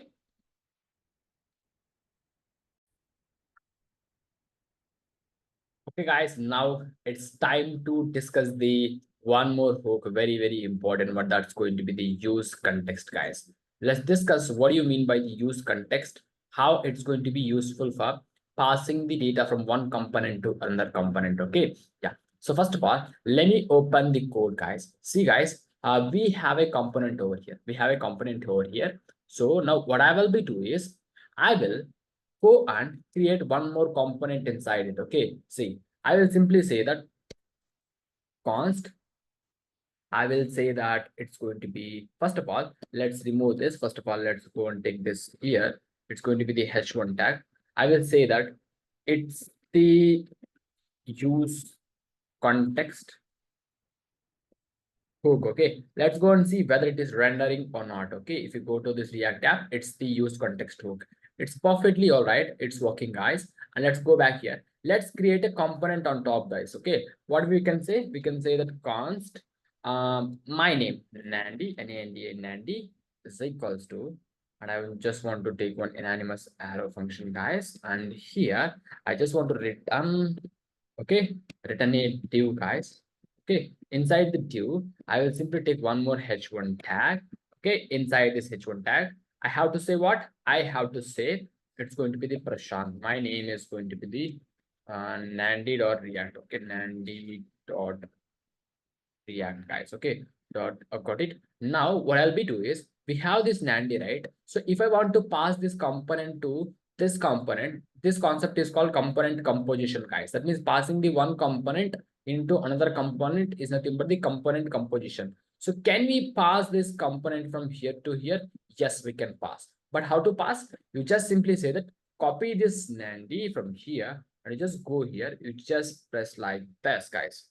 N-A-N-D-I, Nandy, guys. Okay, now see, this is the name, right? This is the name, and we are passing this component to here, and finally this component is rendering inside our page, guys. All right, if you go back and check it out here, see Nandy.react is coming, and if I write some more line inside this, and obviously that line is also available over here, guys. Now here the thing is, see, imagine I say that const const data, or else let's specify const value is equals to 10, guys. I'm taking the const value is equals to 10. All right, now what I'll be doing is, let's go back here. See, guys, now I'm saying that const value I'm declared inside where? Inside the Nandy, so this component. And also we are using this component inside our page, right? Inside this page. Now here I can simply say that I will use like this, guys, or else I will take one p tag. Okay, I'll take one p tag. Now here I can simply say that, see this, guys, I will simply take one flower base and I will simply pass here. It's going to be the value, guys. Let's take the value from here. Let's pass this value here, guys. Okay, now let's go and check it out whether we are getting the 10 inside this p tag or not. So let's go and check it out. See, no, it's getting that. So you are getting that value error. Value is not defined, guys. Okay, so that's because of you cannot use, that one component variables inside another component variables, guys. That's the biggest problem in any other components, guys. So now what you have to do is, so or else, see, it is what it's going to be the child component for this parent component, because this is the parent component and this is the child component. Here the problem is the value is inside the child component and this is the parent component, guys. See, always you cannot pass child component variables into parent component variables, guys. It's not possible. Like, see, always what happen means all the parent properties will go to child. Okay, is there any possibility that all the child properties will go for parents? Let's see the real world example, guys. We have a mother. Okay, we have mother and father, right? Everybody have the mother and father. See, let's take a box over here, or let's take a box over here. See, we have a box, and inside this box, let's write this is the parents. Okay, and this is the child. Okay, let's take one more thing, that's going to be child, guys. Okay, child, let's write down child over here. Okay, see, is there any possibility that, see, if your mother having some piece of gold, guys, some necklace or something else, your mother having that necklace, obviously you are a children. Okay, so that means over a period of time your mother will give that entire gold to you, right? Yes or no, guys? Obviously that's the thing. Okay, that means, and also one more thing is the entire land documents and everything will be under your control once your parents era is completed. right? Am I right? Okay. I'm so sorry that I'm saying that era is completed, but I'm so sorry for that. Okay. So this is about the passing the data from parents to child, guys. It's acceptable. But is there any possibility that passing, see, always parent properties will acquired by child? Is there any possibility that child properties are being acquired by the parent? This path is completely wrong, guys. So that is the same thing here. So this is the parent component. Why it's parent component? Because this is the component.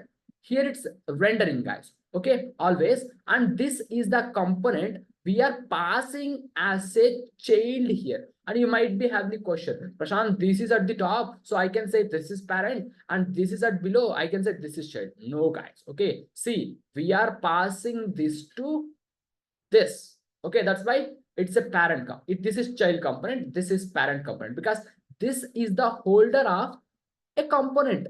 Okay, this is holding the component. Like your parent will hold your hand while you are children. That's the same thing here. So this is a children. So this compound parent is holding this children with the hand, guys. Okay, that's why, see, always we have a variable. It is a child. This entire portion is child. So child cannot pass the variables from child to parent. Okay, can we pass parent properties to child? Yes, you can pass. How to pass? Let's see. Now let's remove this. Let's declare a variable. Const value is equals to 10. We declared a variable over here. Let's remove the variable from here. Let's remove the variable over here. So we declared a variable over here. Now we have to pass this variable to who? We have to pass this variable to this child, Nandi child. Now how to pass the props, guys? Say, you can simply say that here data is equals to, you have to take one object. Okay, so inside this object, you have to pass this value. Let's copy and just paste it here. Now this parent properties we are passing to this child. Now you just go to this component and you can access here. How to access? Here you can able to say that props, guys. Props, or you can say that X, or you can say that Y. You can take any name, but the concept name is called prop. That's why I simply say that props over here. Now, if you want to access inside your page, let's say that one H1 tag. So this is child component, SHI child component, guys. Okay, all right, let's go and check it out inside this. So this is the child component. Okay, now here I want to take the curly braces, sorry, flower bases. Now inside the flower bases, see, we are passing this value to this component via like this, and we have this data, right? Now here what you have to say that this data will store inside these props. See, guys, first of all, this 10 is stored inside this value, and this value we are passing to here. Okay, what this value contains? Number 10. Okay, this value contains 10, and this 10 we are passing through this data. Now what this data contains? 10. Okay, now this data we are passing to where? Passing to props. Now what this props contains? 10, guys. Okay, now we have to access here. We have to say that props dot data. Okay, why I use the data? Props is basically here, whatever the value used here, that's the same value you also use here also. Okay, done. So if I use the X over here, if I use the X over here, then obviously here also you have to use the X, guys. Okay, done, because it's a holder. Now this value is basically whatever the value that you are using here in this component, that's the same value here you have to use, guys. Now let's go and see whether we are getting the 10 or not. See, we are getting the 10, guys. All right, now you got the idea how to pass the data from one component to, see, one parent component to one child component, guys. This is clear. Imagine, okay, now this same Nandy.React, I will take this from here. Okay, I just taken this from here, and I will use one more component called C. Nandy or else child component. Here, child.js. I use a child.js. I will put here. Okay, now I want to use this component inside this component, guys. Okay, see, now let's remove this. Okay, let's remove this one as well. Okay, now I want to use this. See, currently, first of all, if you go here, what is having here? It's the use context hook, guys. So this component we are rendering here. So what is our output finally? This is use context. Okay, see, now we have this child component, right? See, what we have to do is, if I want to use this child component inside my compound component inside this parent component. First of all, we have to export it from here. So how to export here? Simply say that export. What we need to export? This component name we have to export.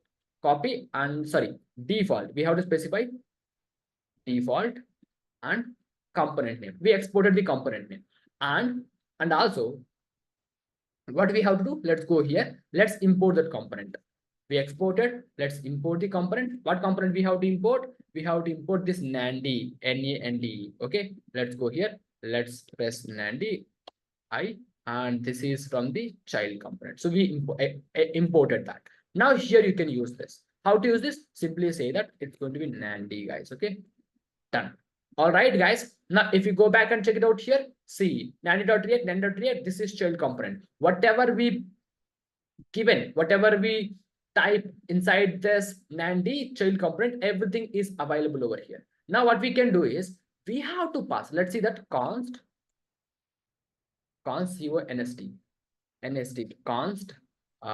data is equals to 10. I'm given a variable over here. Now I want to pass this data from index.js file to child.js file. Okay, all right. How to pass the data? See, if you want to pass the data, you should have communication between these two files, guys. Okay, what is the communication? This is the communication, guys. Okay, so that means now see, let's go and say that we have this data, right? Pass as a props over here. So here you have to specify value. You can take any name you want. I'm taking the value, and then here is going to be the object. Now inside this object, let's take this data from here, copy, and you just paste it here, guys. Okay, now we pass to this component. This component is available at where? Inside this child. Okay, this is a component. Here, see, first of all, we have to put X or Y, any one value here. Okay, so let's put Y over here this time. Now you have to access this value inside this page, guys. You can simply say that, what we can say? We can simply say that Y dot what value? Y dot this value, guys. You just copy this and you just go and paste it here. Now you will get the value inside your page, guys. See, we are getting the 10 over here. If I change inside the index.js file, if I change this value to be 12, automatically this 12 will be modified inside the child.js file also, guys. Okay, see, 12 is going to be the modified. So this is what we call as passing the data from one file to another file. And if you see this, this is the parent file, this is a parent component, this is the child component. Always, it's a hierarchy. Only parent properties is the ability to pass it. I mean that only parent component will have the capability to pass the props to the child component, guys. Okay, all right, this is clear. Now let's see what actually the problem here while passing the data, what actually the problem here, how to overcome that problem, guys. Let's see that carefully. For that, what I'll be doing is I will create a one, that hierarchy structure here. Hierarchy structure means, let's take an example, guys. Imagine, guys, I will put one big box. This big box is nothing but your home. Your home having the boundary. Boundary means compound wall. Compound wall. Okay. COMPOUND, right? Compound wall. It's going to be the compound wall. MPOUND. Compound wall, guys. This is compound wall. Inside your compound wall, what you have? You will have your home, guys. You will have your home. So this is what we call as your home. Inside your home, what you have? You have your kitchen, guys. Let's say that it's going to be your kitchen, guys. Let's say that it's going to be your kitchen, guys.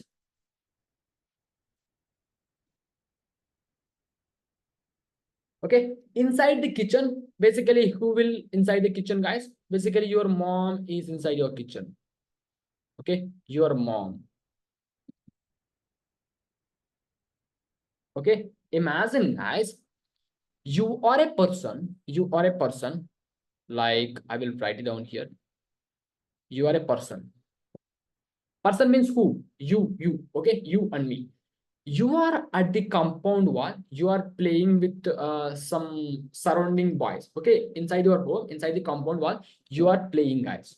All right, you are playing. That's perfectly all right.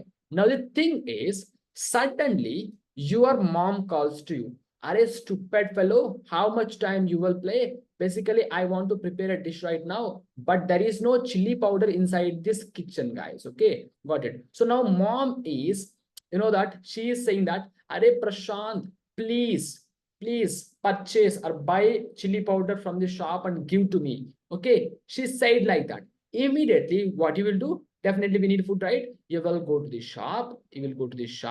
You buy the chili powder. Now, once buying is completed, now you have to take this chili powder and you have to give this chili powder to your mom, guys. Okay, all right. How to do that? So, first of all, if you want to give that, you buy the chili powder. First, what you have to do? You want to enter into the home. All right.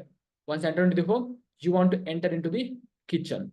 Once enter into the kitchen, you want to enter into the mom. Okay, mom. Like you want to give this chili powder to mom, guys. That means if you want to pass the data, first you want to pass the data from person to, sorry, like compound wall to home to kitchen, kitchen to mom, guys. This is the hierarchy of the data, guys. Now let's see the same thing in terms of coding, guys. Let's go over this. First, what we have a compound wall. If you go here, let's go here. We have what? We have, see, we have this compound wall. I will simply say that I will even remove this compound wall. I even remove this as well. See, we have this compound wall. This is what we call as compound wall, guys. Okay, got it? So now what we can do is let's remove this child.js from here. Let's delete this file. All right. So now let's go back here. We declared a compound wall. That's step number 1 is completed. Now what we have to do? We have to declare home, guys. Let's design the home over here. Let's say that home.js. Okay, inside the home.js, what we have to do? We have to create one functional component. Const home is equals to what? It's going to be the capital H, guys. Home is equals to one functional component. Okay, let's say that written over here, it's going to be the div here. Okay, and inside this div, let's put one h1 tag, guys. Okay, let's say that this is home. All right, now what we have to do? We have to export it. Export default. What we have to export? We have to export this home, guys. All right, we exported this. Now basically home is available at where? Home is, see, this home is inside where? Inside this compound wall. But compound wall is available at where? Compound wall is available at index.js page. Here is the compound wall. Now basically we exported this. Now we need to import over here, guys. Okay, let's say that import home.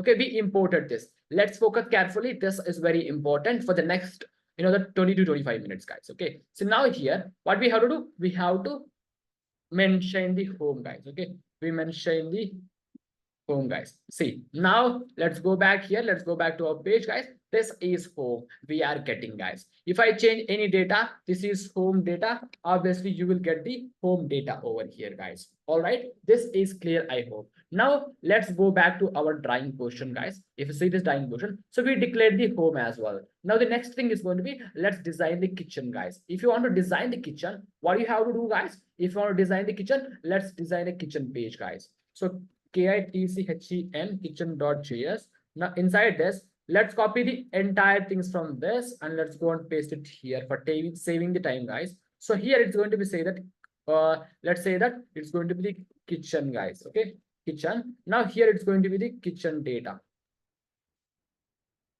Kitchen data. Maybe my spelling is wrong, but try to adjust, guys. But here what we have to export, whatever we declared X component, that component we have to export from here, guys. Okay, now we have to embed this kitchen inside that, inside the home, guys. So if I want to embed, first of all, I want to import this inside this home, guys.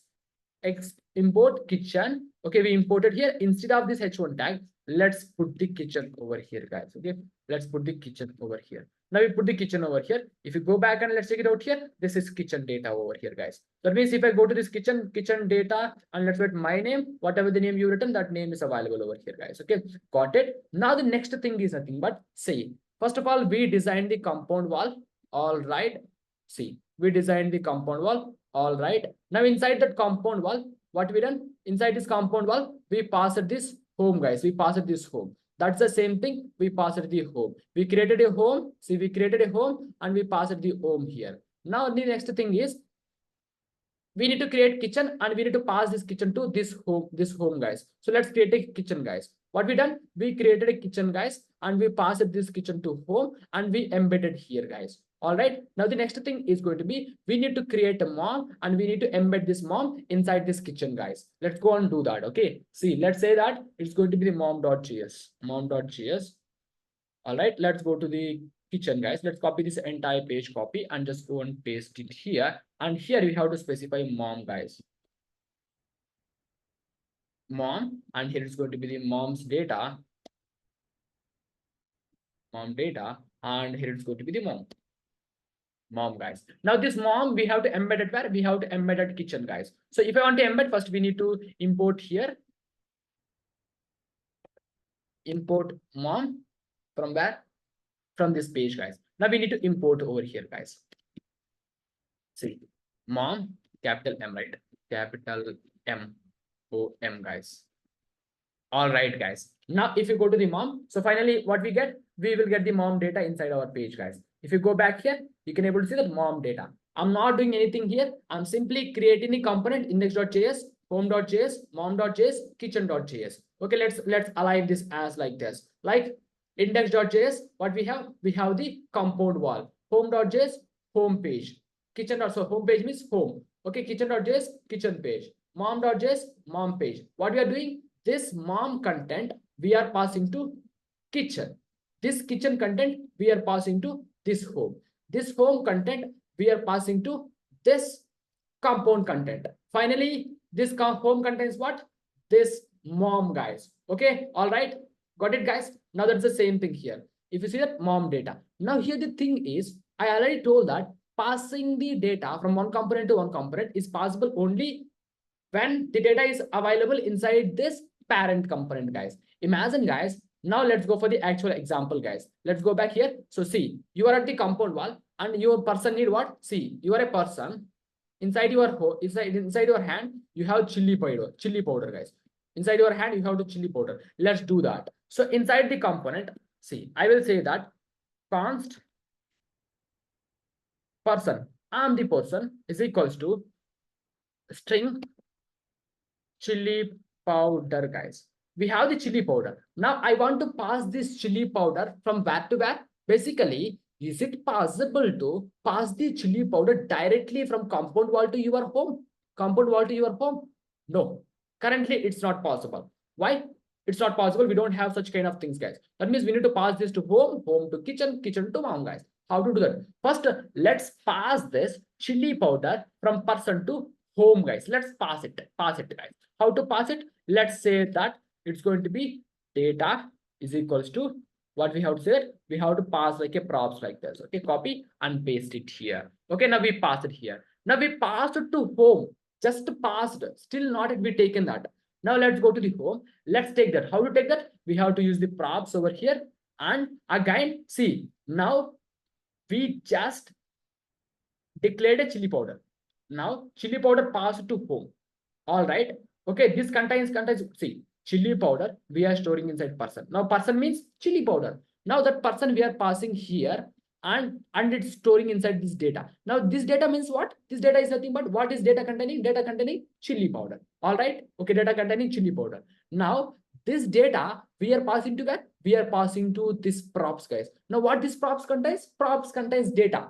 That means props is nothing but what? Chili powder guys. Okay. Now here you want to pass the one more thing. Data again. Data is equals to what? Again here you have to pass guys. You have to specify props dot what you have to pass? Props dot this data. Props dot this data. Copy and just go and paste it here. Okay, now we pass it to kitchen guys. Still we need to access this inside where? Inside this kitchen guys. How to access? Props. Exactly. Props, and here you have to pass it again guys. So it's going to be data, not like this. Data is equals to, you have to do like this guys. Still again props dot what? Props dot this one guys, data. Copy and just paste it. Okay, now we pass it to mom guys. Now let's go to the mom. Again inside the moms we have to use the props. Okay, now again here we have to use what? You have to use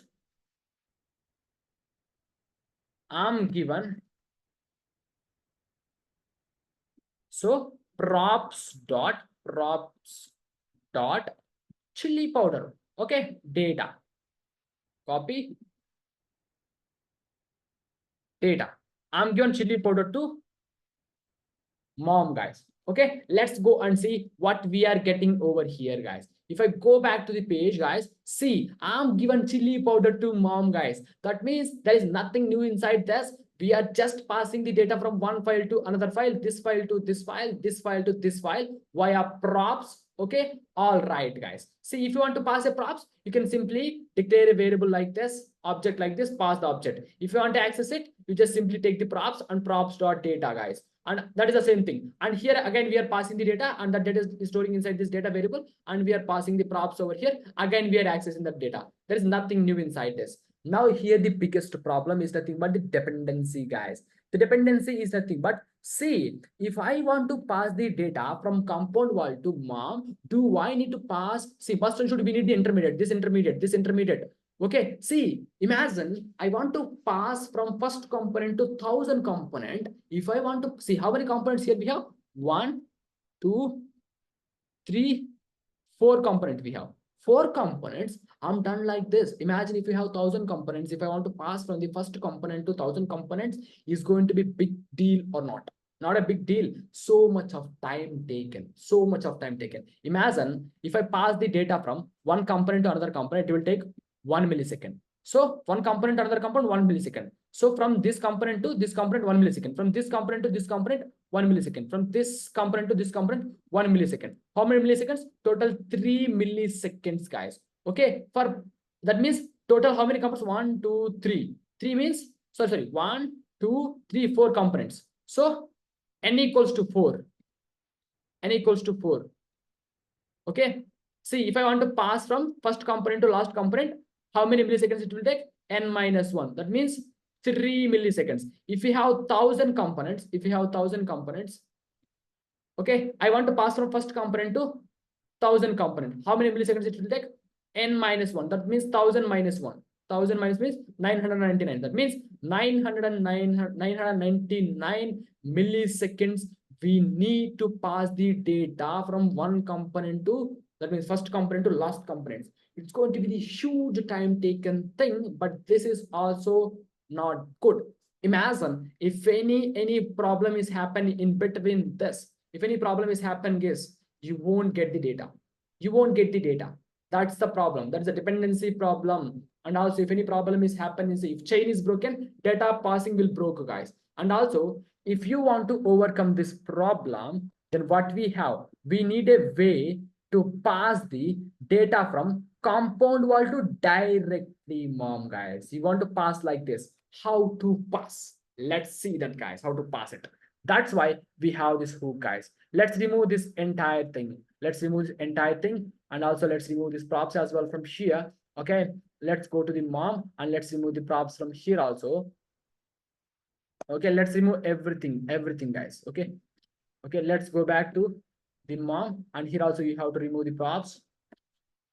Here also you have to remove this entire thing, and here also you have to go see in the home.page, nothing, in the kitchen.page, nothing, in this page also nothing. Let's go to this index.pages. Okay, now see this, guys. Basically, we want to pass the data from where to where. We want to pass the data from this home to and directly this mom.page, guys. Okay, then how to do that? You can simply just go to this, create a context, guys. Create a context means, see, context means nothing, guys. It's like we have a mediator. It's like a Swiggy delivery boy. Okay, data delivery boy. We need to create one data delivery boy, guys. Okay, so how to create data delivery boy? Let's see that how to create a data delivery boy, guys. If you want to create a data delivery boy, let's go back here. See, const delivery, not inside the component, guys, outside of the component. Const delivery boy. Okay, this delivery boy, we have to give some superpowers. What powers? React dot create context of. Okay, done. Now we created a delivery boy. Now we want to pass this delivery boy to who? To this home, guys. Okay, see, let's remove this one as well. All right, let's take this command X. Now let's we have to pass. We have to pass the delivery by. So like you just copy this and you just paste here. It's going to be like this, and we have to close this. So now we pass this and delivery by dot provider. Provider is must and should, guys. Here also delivery by dot provider. It's a fixed concept. Blindly, simply remember inside your mind. Says simply blindly remember inside mind. Okay, see, we declare a delivery by and we are passing the delivery by to here. And in between that, we have to pass what? We have to pass this home, guys. Let's pass the home over here, guys. HOME home. Okay, now we need to pass the data, right, to the home. How to pass the data? This time you no need to pass the data to the home. You just pass this data to the delivery by. Just pass this value. That's it. We have to give only one thing, that's going to be the value. Apart from value, it won't accept any other thing, guys. Now here it's going to be the chili powder, right, instead of CC. Basically it's not me, guys. You have to pass the person over here. Let's say that it's going to be the person from here. To copy the person from here, you just pass the person from here, guys. Okay, done. Okay, that is a mistake I done over here, guys. Okay, now if you go and check it out here, guys, now she will get the chili powder over here, guys. Okay, all right, now here what we done, guys, we are passing the data from directly. So this compound wall to this mom, guys. You can pass one place to another place directly from anywhere to anywhere, guys. Okay, got it? Now I hope you got the idea how to pass the data from anywhere to anywhere. Okay, this is the way to pass the data from anywhere to anywhere, guys, by using the use context, guys. Now here what we done, see, earlier it's taken 1 second, 1 millisecond, 1 millisecond, 3 milliseconds to pass the data from one component to another component. Okay, if you have 1,000 components, then it will take 999 milliseconds. Whether it is 1,000 components, whether it is 10,000 components, it's not a matter. Even see, from passing the one component to last component, your choice component will also take 1 millisecond if you use the what? Use context, guys. Okay, that means see, whether it is 1,000 components, 10,000 components, it's not a matter. You can pass the data from anywhere to anywhere in just a 1 millisecond, guys, by using this use context hook, guys. Okay, got it? Where is that hook? Here is the use context hook, guys. Okay, see, the simple words. First of all, if you want to pass the data from your component to another component, see, in that page, first of all, create a delivery by, like create a context. Okay, once we created that, see, by using this name, whatever you take in this name, okay, once you created that, export it. And then just delivery by, we taken this here. So you have to use the delivery by dot provider, guys. Okay, see, this provider capital P. Okay, must and should, it's going to be capital P, and then that component should be available in between these two things. And here it's going to be the always value. You don't want to take any your name. Always it's going to be the value, guys. And here you just take any value and you just pass it the value over here, guys. So now you can access that value inside anywhere inside your page by importing the use context hook. And use context hook, you can pass the delivery by, and also you have to take the what context also. You have to import the context also here. You just take this, you just pass this context as the argument to the use context. Now this data will store inside this value. Now you can use that value directly over here, guys. Okay, here you can take any name you want, but whatever the name you take in here, that is the name, same name we have to pass here. Let's say that take. Okay, and also here also you have to pass the take. If you go back here, say chili powder. If I modify any changes here like sugar, then you will get the sugar inside your page.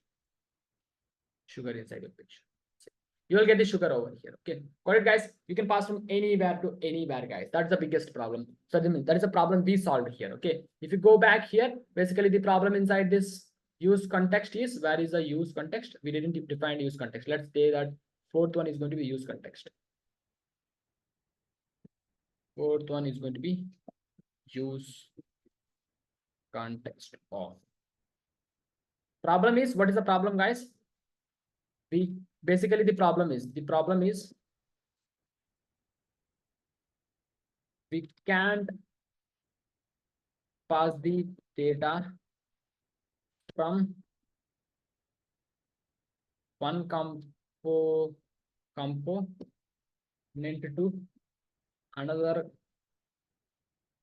component if we don't have intermediate intermediates, guys. Maybe my spellings are wrong, but try to adjust, guys. Don't have intermediates. If you don't have intermediates, we can pass, guys. Okay. And also, it's impossible to pass the data from top component to last component without without any involvement of intermediates. This problem can be seen. The problem is you can pass the data from one component to the last component without using middle components, guys. See, if you want to pass the data from first component to last component, then what we need? We need the middle components like this. We need the middle components like this. See, home component, kitchen component, mom, we need this all the help. We need the help of this all the components. But you can also pass the data from one component to another component, from one file to last file by what? Use context, guys. So use context is a hook which is used to pass the data from one component to another component without involving of these intermediates, guys. Okay, all right, without intermediates we can pass the data directly to the one component to other components, guys. Okay, that problem previously we have before using that hook, but after using that hook we resolved that problem, guys. Okay, now I hope you got the idea about the use context also, guys. Now let's go and discuss the one more hook called what? Let's discuss the next most important hook is going to be use memo, guys. Okay, this is a use memo, and we covered what? We covered use state, use effect, use callback, we covered use context, we covered. Let's discuss the use memo, guys. Okay.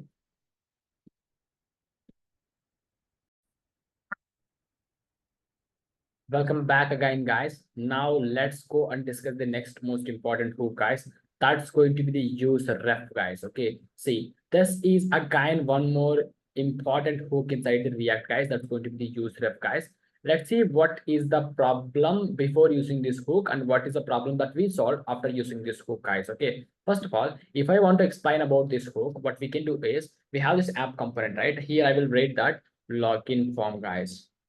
Login form like one h1 tag. So or else let's take that one h1 tag. I will specify that login form, guys. Okay, or else a sign up form. Let's maintain the sign up form. Sign up form, guys. Okay, we're taking the sign up form. Inside this, let's create one input field, guys. Okay, so like that, and here it's going to be the type is going to be the text. It's going to be text. That's going to be double quotes, and then type is going to be text, and then copy, guys. Okay, the placeholder is going to be the name, and the placeholder here it's going to be the email, and the placeholder here it's going to be the college name, guys. College. Imagine like this. Or else let's take the password, guys. Okay, password. We're taking the three things like this. Now what we can do is we just simply go and see that output inside your page, guys. Let's go and see that output inside your page, guys. This are three input fields right now we have here, and also create one button over here, guys. Let's say that button here. Okay, let's say that sign up. Okay, sign up. If you go and check it out here, this is how it looks like. See, if we click the button, we need to take the data from this all three input fields inside the React. If it's a JavaScript, we can use that document.getElement by ID, but here it's not like that, guys. Okay, got it? Now here, it's going to be something different. Okay, so first of all, what we can do is let's create one on click over here, guys. Okay, on click, we have to say that data over here. Okay, see now this data, we have to take this and we have to put it on top of this. It's going to be the function, guys. We have to declare a function with a name called data. Okay, so once we click the button, then you will get what? You will get this piece of code. It's taking the login form data, guys. Okay, so it's taking the login form, login form data. Let's go and see that once we click this button whether we are getting this code or not. Okay, so let's go back and let's see this and inspect the page from here, and let's click on the sign up button over here. Let's go to the console first. Yeah, So let's see that. Let's click on this. It's taking the login form data, guys. It's working. This button is working. From this button, what we can do is you just simply go on top of this. First of all, see, first of all, what we have to do, we have to take the data from where? We have to take the data from this input field. Okay. And we have to take the data from this input field. And also we have to take the data from this input field. What we can do is first we have to take the data from this input field, right? You can simply just go here and define a reference, guys. Okay, define a reference. Before going to that, let's import use ref, guys. Use ref, it's a hook. We define the use ref over here. First of all, see, guys, we have to take the data from this input field, guys. That means if it's a JavaScript, we will use what? We are going to use this kind of line like document dot. Let's see, that line is going to be document dot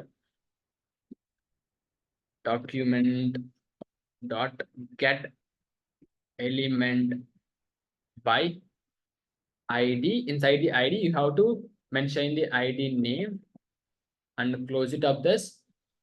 And then we have to specify what? We have to specify dot value, guys. So this is the piece of line we are going to write inside the JavaScript. But here it's not like that. Here it's going to be something different, guys. Something different is going to be like, see, imagine we have an input field over here. We have an input field, and from the input field, we have to take the data. That means we have to create one person, guys. One person. That person is the reason for taking the data, guys. Let's create a person, data taker.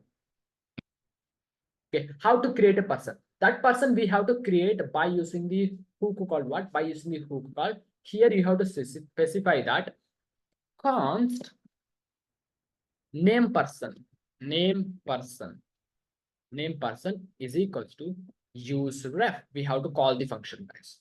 Okay, got it. We created a person and we have to pass this person to here to input field, because he want to watch the input field. Is there any changes that have been happening or not? Okay, let's go and take this name of that, name the person, and let's go and create a attribute called ref, guys. Okay, ref is going to be like this, and you have to pass the variable like this. Okay, now we pass it the data over here. Now inside this function, you have to say that, okay, you can simply say that console dot log of say, and you want to take the data by using which person? By using name person. Say that name person dot, what is your current value? Name person, what is your current value? Let's specify. Okay, are a name person, what is your current value? Must and should you have to use current, must and should you have to use value, and this name will be whatever the name that you created here. That name you have to pass to the ref, and here you have to use inside the function, only inside the function, because if we click the button, then only this function will execute, start execute, guys. Let's go up back and check it out here. See, let's go back here, refresh the page, guys. See, basically, let's write some piece of code over here. See, if I click the button, now we are getting the data over here. Now, what we can do for this email, guys, that's the same thing again. Now here, const email person is equals to use ref again. Okay, now here we need to take this use email person from here, and we need to pass as a ref, guys. Okay, ref is going to be like this, and we need to pass like this. Now inside this, again we have to say that console dot log off, when this function starts execute, array email person, what's your current value? What's your current value? Current dot value, guys. Okay, so and also you want to create one more thing for this password as well. If I want to do that, copy paste, and it's going to be the password person. Okay, and the same value I want to pass from here to this ref, guys. I want to create one more ref is equals to like this.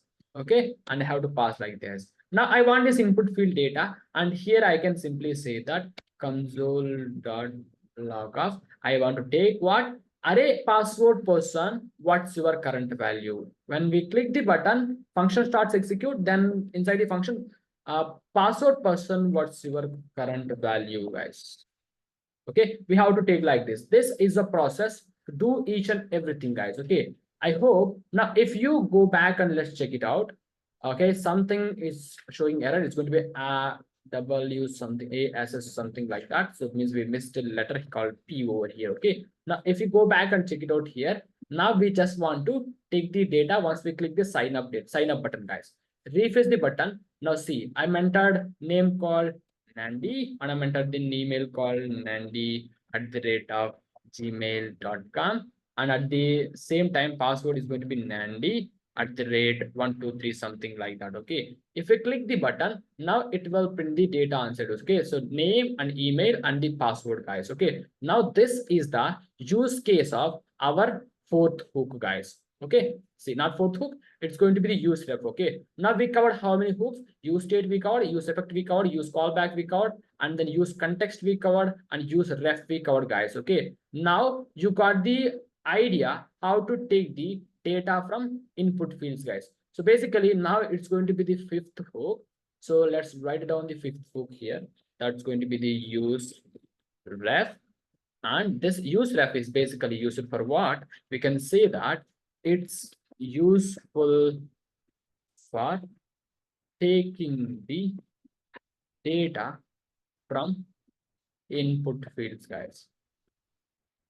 Input fields. All right. Now you can do this work by without having the use ref hook, guys. Is there any possibility to do that? No, you can't do that. So that's why use ref is a hook that is a helping function to the React, which is useful for taking the data from the input field, guys. I hope this use ref is clear, guys. Now let's go for the next sixth hook, guys. Sixth most important hook. Let's clear all my drawings first of all. Let's close it up this one as well. Now let's go back to this.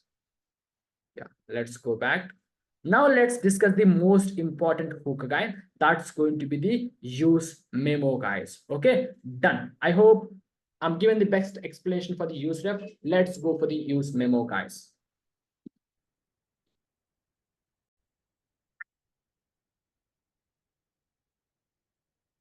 Just give me a second, guys. I need to plug in this.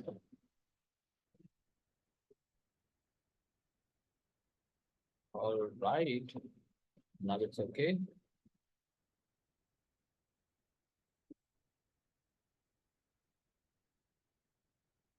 Welcome back to the next important hook inside our React hooks series, guys. Now we are going to discuss about the most important hook, that is going to be the use memo, guys. Okay. So see, guys, this use memo is going to be one of the important hook for the performance optimizer, guys. What do you mean by the performance optimizer? How we can do that? Let's write it down the hook name first of all here. That's going to be the sixth one. The name is going to be the use memo, guys. Use memo is a hook which is useful for performance optimizer. For performance optimizer. And let's see in which ways it will optimize the performance of the React code, guys. For that, let's open the VS Code. Now here we go, guys. Let's write it down the h1 tag over here. Inside the h1 tag, I will write it's going to be the use memo. And then if we go and run this project, what you will get? You will get the code inside the browser, guys. Yeah, here we go, guys. So this is the code, guys. Okay, now let's see in which ways, in which possible ways we can optimize the performance. Imagine, guys, you always take care of the performance while you're using the functions inside your app or component, guys. Okay, imagine, guys, I have two buttons right now here, two buttons. Okay, so this button is for one counter, and also one more is going to be the again one more counter. And now I will write down one more h1 tag here, and also I will write one more h1 tag here. And also I will declare the two use state variables. So I'll name it as const one is equals to what? Const one is equals to, I will specify not like this. It's going to be the array t structure one comma and then set one, guys. One use state variable I'm taking here is equals to, I will specify it's going to be the use state here. Inside the use state here, by default, it's going to be the 0. Now I will pass this one from here to here, guys. In the same way, I will initialize one more use state variable here. Now this time I'll name it as it's going to be the 2, guys. And here it's going to be set2. Now I will pass this same variable from here to the second h1 tag. Now let's run the project and let's go and see that what we are getting inside our page, guys. So this is how we get inside our page, guys. Now the next thing is going to be here. The biggest problem is, first of all, let's view the functionality for this button, guys. If you click this button, then this counter should be increased, guys, like 0 to 1, 1 to 2, 2 to 3, like that. So let's go for that. Now here, let's simply take that on click over here. If I take the on click here, inside the on click, I'll name the function name called fast. And here it's going to be, I'm taking the on click here. And this time I'll name the on click function name is going to be second, guys. Second. Now I will copy this name from here and I will write down the name over here, guys. The function name. See, we can write the function like this, function, and like this. We can write like this. And also, we can also write the same function like this. This is actually normal function, and let me write the arrow function. Const first is equals to, this is what we call as arrow function, guys. Okay, see, now let's remove this. We don't need this right now. Now, you can simply write your code inside this. Now, set1 is going to be 1 plus 1, guys. Okay, now in the same way, what we can do is, let's copy the same code and just paste it below. Now this time, let's write it out. It's going to be the second, guys. Okay, now here, it's going to be the set2 and then 2 plus 1, guys. It's going to be set2 and here it's going to be the 2 plus 1. Okay, now it's all right. Okay, here it's going to be the T, right? Capital T. Now both are same. Now it's all right, guys. Now let's see whether the counters are working or not. If you go back and let's check it out, see, this counter is working and also this counter is also working. Both the counters are being working right now here, guys. Now here, the problem is, see, not in the problem, guys. First of all, we have to create a problem, guys. Creation of problem means, actually, I have the one more requirement here. The one more requirement is, see, right now, these are the zeros, right? 0 means we can consider as an even number. Okay, if it's an even number, the first counter is even number. So we have to display even over here, guys. If it is 1, it's going to be the odd number. Then we have to display odd beside of this, guys. Okay, in that same way, I have to do that. So for that, what I will be doing is, I will take one span tag over here. Inside this span tag, I will specify whether it is odd or even, guys. If you want to specify that, we need to write some piece of logic, guys. So that means whether that number is odd or even, how to know that, guys. That's very easy and simple. Let's write one code over here. That's going to be small logic. It's going to be the one arrow function. And inside this arrow function, see, now this is the arrow function, right? Now inside this arrow function, I will write some logic. Okay, return. I will specify, see, if one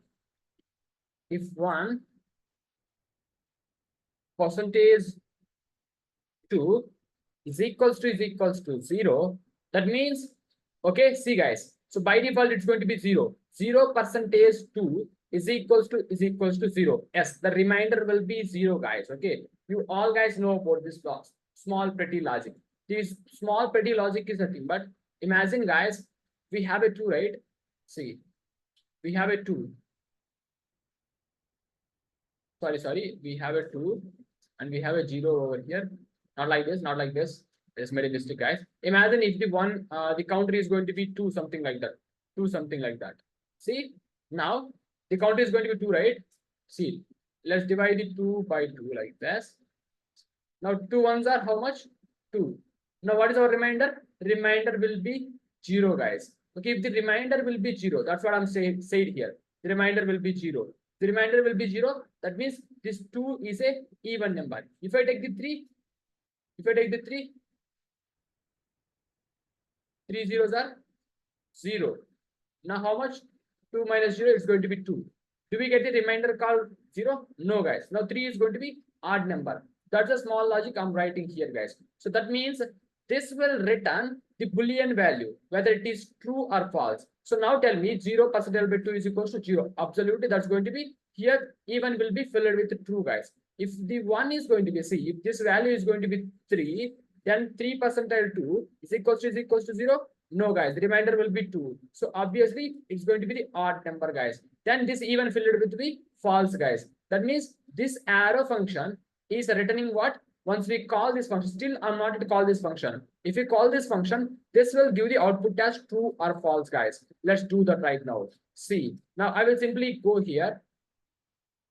I will simply call this function. How to call this function? Console dot log of even, guys. Console dot log of even. Now you just copy this even from here and you just paste it here, guys. Okay, even of. Now let's go and check it out what we are getting out now here. Okay, see, let's go back here. Let's inspect the page right now and just go to the console.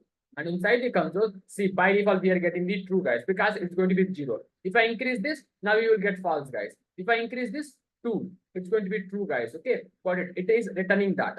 Now what we can do is, instead of the calling the function here, call the function inside this span, guys. Okay, so if I want to call the function, it's a piece of JavaScript code. So that means if I want to write the JavaScript code, then I want to use the flower bases. Now inside the flower bases, let's call this function here. Copy and paste it here. Okay, let's call this function. We call the function, right? Now you all guys know about the ternary operator, right? Here it's going to be again one more important concept called, see, conditional rendering, guys. Conditional rendering means, see, now we call it the function. This called function will have true or false. If it is true, then we have to specify what? We have to specify even number. If it is false, that means it's going to be colon part, ternary operator. If it's false, then we have to specify odd number, guys. Okay, that's what I'm done. Okay, now let's go back and check it out what we are getting inside the console. Okay, let's comment out this for some time. If you go back and check it out here, see, guys, now by default it's going to be even number. If I click on this, odd number, it's going to be even number. Odd number, even number. Simultaneously we are getting the odd and even based on this number, guys. Okay, got it. That's a small piece of logic we are writing here. Now here the problem is, see, guys, I write this logic only for the first button. That means if I click the first button, what will happen? The counter will increase, and also this logic will also execute because we have to show in the first H1 tag whether it is even or odd. Okay, so now here the realization point is this even function doesn't have any communication with the second counter, guys. Even though it doesn't have any communication with the second counter, but this even function will execute for this second button also. That's the problem here, guys. If you want to know that, what we can do is, you can simply write one for loop over here, guys. Inside this, I'm writing the for loop because I want to show you what's the problem here. Inside the for loop, I will initialize let I is equals to 0, and then I will specify I less than is equals to 30,000 colon, and then I plus plus, guys. I plus plus. Now inside it, what I want to do, guys, I want to say that console dot log of I, guys. If I go and check it out here, what you will get? Let's see that what you will get, guys. So first of all, let's go back here. So let's start it. It started execution. See, it started execution, guys. Okay. Now here the thing is, let's observe carefully, guys. If I click this increase button, this even will slowly change, guys. This even will slowly change to odd, guys. See, now it's going to be odd. If I click this again, now it's going to be even, guys. But if I remove this function from here, what will happen? If I remove this function, or else, see, if I want to remove this function, I want to comment this, and also I want to remove this one as well. See, if you go back and see, now counter is working very fast. Now counter is working very fast. But the moment if I uncomment this code, and the moment if I made this to be work, what is happening? So that means for execution of this for loop, it is taking some time, guys. Okay, once this execution is completed, then it is returning that whether it is even or odd. That's why it is printing this slowly, whether this is even or not. See, if you go back here, it's even, right? Wait. Now, if I click on this, slowly printing, guys. Okay. Now, see here, the problem is this even or odd is execution for what? For the first button. So there is no communication with second button. But this is even. Even function will also execute for this button as well, guys. That's the biggest problem here. If you go back and see here, see if I click on the second button, slowly changing. I see this is started executed. This is started executed. So for first button also, this even is executing. For the second button also, this even is executing. But for the second button, I don't want this even. I want this even function to be executed only for the first button, guys. Okay. This is also one kind of performance optimizer, guys. Performance optimization means if this execute for the first button, that's meaningful. But if this same function will execute for second button, that's unnecessary, right? It is taking some time to execute. That's unnecessary. I don't want that execution for the second button, guys. Okay. See, now my thing is, I want to do what? I want to do that is even function should execute only for once I click this button. If I click this button, what will happen? This state will change. Okay. If this state changes, only this even function should execute. That means this even function should execute only if this state changes, guys. Okay, for that, what we will be do is we have an amazing person called one helping function, guys. That function is nothing but import use memo, guys. Let's import the use memo and see. Now, what we can do is here, let's call the use memo over here, guys. Memo here, use memo will take two things. One is one arrow function, and one more thing is going to be it's a kind of dependency array, guys. Okay, now instead of this arrow function, we have to copy this arrow function from here and you just paste it here, guys. Now you just assign this, you just take this use memo variable from here, not like this. You just take this entire use memo variable from here and you just given to this even, guys. Now this even is not a function, guys, to call here. So this even is basically, it is like a variable, guys. Now this time you have to remove the function call here. Okay. Now this is perfectly valid, guys. Now the thing here is, see, let's remove the dependency array right now here from here. Okay. Now let's go back and let's see that still it won't do anything, guys. Still it is the same thing. There is nothing changed inside. You see, taking so much of time to execute and taking so much of time to execute. Okay, see that our even function is impacting on two buttons. Okay, now the thing here is I want to execute this even only if this state changes, guys. Okay, got it. If this state changes means if counter increases, then only it will say that odd even, right? So in this dependency array, you just mention the state of its, guys. You just take the state of this and you just mention the state here. Okay, if this state changes, guys, then only this function will execute. Okay, that means you got the idea. If this function execute, what will happen? This is modifying this state called this to state. Okay, got it. Okay, so now that means there is no possibility that once this button is executing, this even function will never execute, guys. That's the thing here. If you go back here, let's refresh the page, guys. See, wait, that's by default one. See, it's executing properly. Okay, now it's working fast. Okay, now it's working fast. But the moment if I click this increase button, see, now it's slowly executing, guys. Okay, now you got the idea. What's the difference between both the two things, guys? Now we made that even function will execute only for that first button click, guys. Okay, I hope you got the idea about what is the use case of use memo, guys. Okay, so it's a kind of performance optimizer, guys. Okay, and you might be having the questions called, when should we use that? When should we follow the use memo? Imagine if you are writing a function separately for any one state modifying, okay, and you want to execute that function only for this state. Okay, if you leave it as normal function, then that will impact on all the functions. Okay, you want to make this impact, you want to create the impact only if this function execute, guys. Okay, you just remember inside your mind, guys. In that cases, you have to follow this kind of use memo, guys. Okay, now let's go for the next amazing one. That's going to be the creation of the custom hooks, guys. How to create your own hook, guys. See, this hook is created by some React developers and we are using directly here by importing, and we are using directly here. How to create your own custom hook, guys. See, recently I created my own custom hook for one purpose, guys. What's that purpose? I will tell you, guys. See, if you go to the Amazon, if you type for Apple, see this title, guys. What is this? Amazon.in shopping cart. This is the title, right?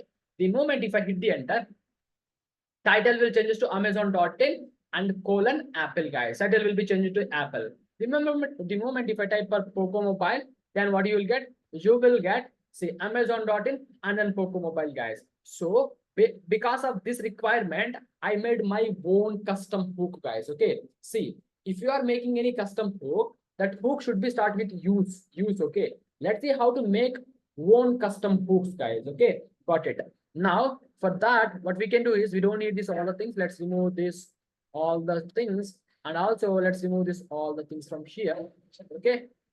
Yeah, now it's an empty one. Now also we don't need this. Okay. So also we don't need this, and also we don't need this use state as well here. Okay, we don't need this use state right now here, or else let's kept, guys. Okay, don't worry. So now the thing here is basically you want to create one hook, guys. For that, what we will be do is I already told that in the documentation, hook is going to be C. We successfully completed what? Use memo as well. Now we are talking about what? We are talking about the custom hooks, guys. Okay, let's talk about the custom hooks. Okay, see, custom hook, every hook is a normal function, guys. I already mentioned here, hook in a single place, hook is just a normal function, helping function. So that means we need to create a function, guys. What kind of function? It's a kind of function which will helpful for the developers, guys. Okay, let's create that function, guys. Where we need to create, let's take, because I'm making the my own hook, right? Wait. So let's focus carefully. Let's create a file called hooks folder. Inside that, let's say that I will say that it's going to be document.js. Let's create the document.js. Now here, what we will be doing is let's define a function, guys. Okay, how to define a function? You can simply say that, first of all, I don't want any React here because I'm not writing any React stuff here. I'm writing the plain JavaScript here. So what we can do is, let's say that function, okay, and then here you can simply say that use document. So why I'm taking this kind of name? You can take any name you want, but I'm creating my own custom hook. I'm creating my own hook for my purpose. Okay, see, recently I created that hook for my own purpose, guys. Let's see that how to create that. Okay, see, you can take any name you want, like Prashant also. Okay, but what we can do, let's take a meaningful name, or else let's take use Prashant. This is my hook. I'm creating a function, guys. Okay, now here what we can do is we just take this. Now inside this, what we can do is you just simply say that document.title, document cons,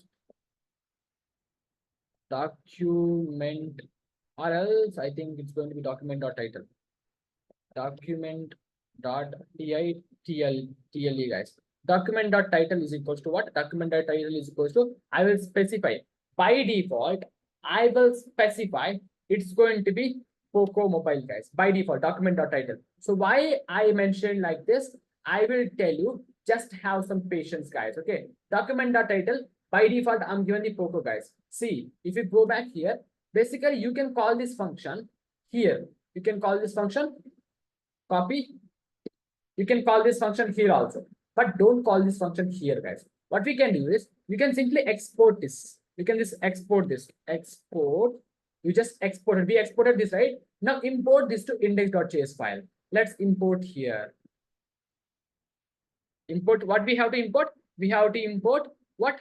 Use Prashant, guys. See, earlier we imported use state. Now this time let's use that use Prashant, my own hook. Use Prashant. See, guys, now it is coming from hooks document, but it is coming from the React. This is my own hook I am created, guys. Okay, see, now what we can do is you can simply call this function here, guys. You can say that use Prashant of, guys. Now, if we call this function, what will happen? This function will start execute. If this function will start execute, what will happen? See, what was my document right now here? My title is going to be React app, right? My title is going to be React app. But this time, the title will be Poco, guys. Let's see that. See, this is a process to document the title. Is a fixed one. It's like a fixed syntax that if you want to change the title, okay, document dot title. I'm calling the function here, okay. If this function call is happen, then what will happen? This function will start execute. Then automatically it will come inside this function. Document dot title will be previously it's going to be React app. Now this time it's going to be Poco. Let's go and see that. See, now it's going to be changed to the Poco, guys. But if I change this Poco to something like Apple, now you will get the Apple over here. See, now you will get the Apple over here. Okay, now you got the idea how to do that. Now here the thing is, let's take that here. See, first of all, let's go to this document. Let's take that here. It's going to be X. Okay, you can pass this same X here to here. Same X from here to here, guys. Now this time here it's going to be Apple, guys. See, now this Apple we passed here, right? So basically, let's pass this as how to pass. Let's pass this as in terms of string, guys. String. Okay, we passed as a string. We passed as a one string, Apple string. Now this Apple will store inside this X, and this Apple will came to here, guys. Now also you will get the Apple over here. Now if we pass as argument called red, or else if we pass the argument called chir, what you will get? You will get the chair over here. Okay, got it? Now you got the idea. Now the thing here is, let's create an input field over here. Input field over here. Now, and also you have to do what? You have to specify its type is going to be what? Type is going to be text. And also what we can do, let's create an on click over here. On click over here. Now inside this on click, let's specify a button called what? Let's specify function name is going to be Nandi, my name. Now you have to call this function here. You just copy this. You just call this function here. Okay. Now you just call this function Nandi function. Okay. You call it this function whenever, see this, observe carefully, not here, guys. Let's remove this. Let's remove this. Basically, I want to create a button. I'm so sorry. I want to create a button over here. Okay. Now it's going to be the BUTTON, right? Button, guys. Now inside this button, what we can do is we can simply say that such SCARCH, such, guys. Okay. Now this is a button. When we click the button, we have to take the input data, guys. So that's why, see, first of all, here you just mention this Nandi over here. Okay, you just mention this Nandi from here to here. Copy and you just paste it here, guys. Okay, we mentioned the Nandi over here. First of all, let's write console dot.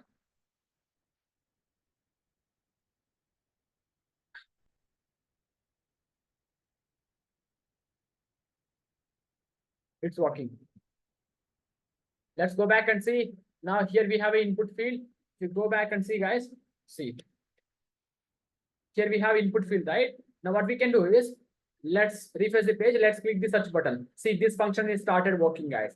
Now what we can do is, you just simply create one useRef variable, guys. So import useRef. Okay, we take any useRef here. Now let's create a reference here, guys. Const SCARCH such. Okay, not such, guys. Or SCARCH such data is equals to what? We have to create one reference person, guys. useRef of. Now we have to pass this person. This is a watcher, guys. He is the person. He is the responsible for taking the data from this input field. Let's create a ref over here is equals to, and we have to pass this person to here, guys.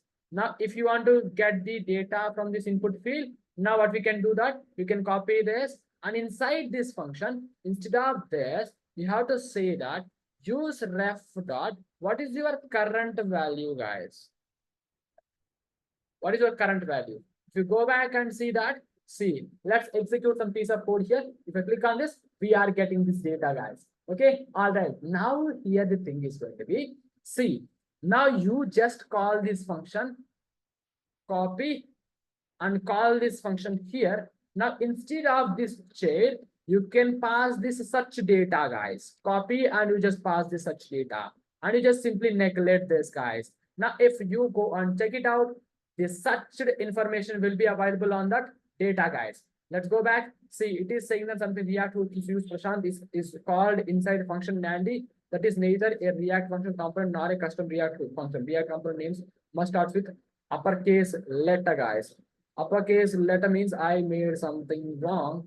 Let's see what's the mistake I done over here, guys. Okay, see, maybe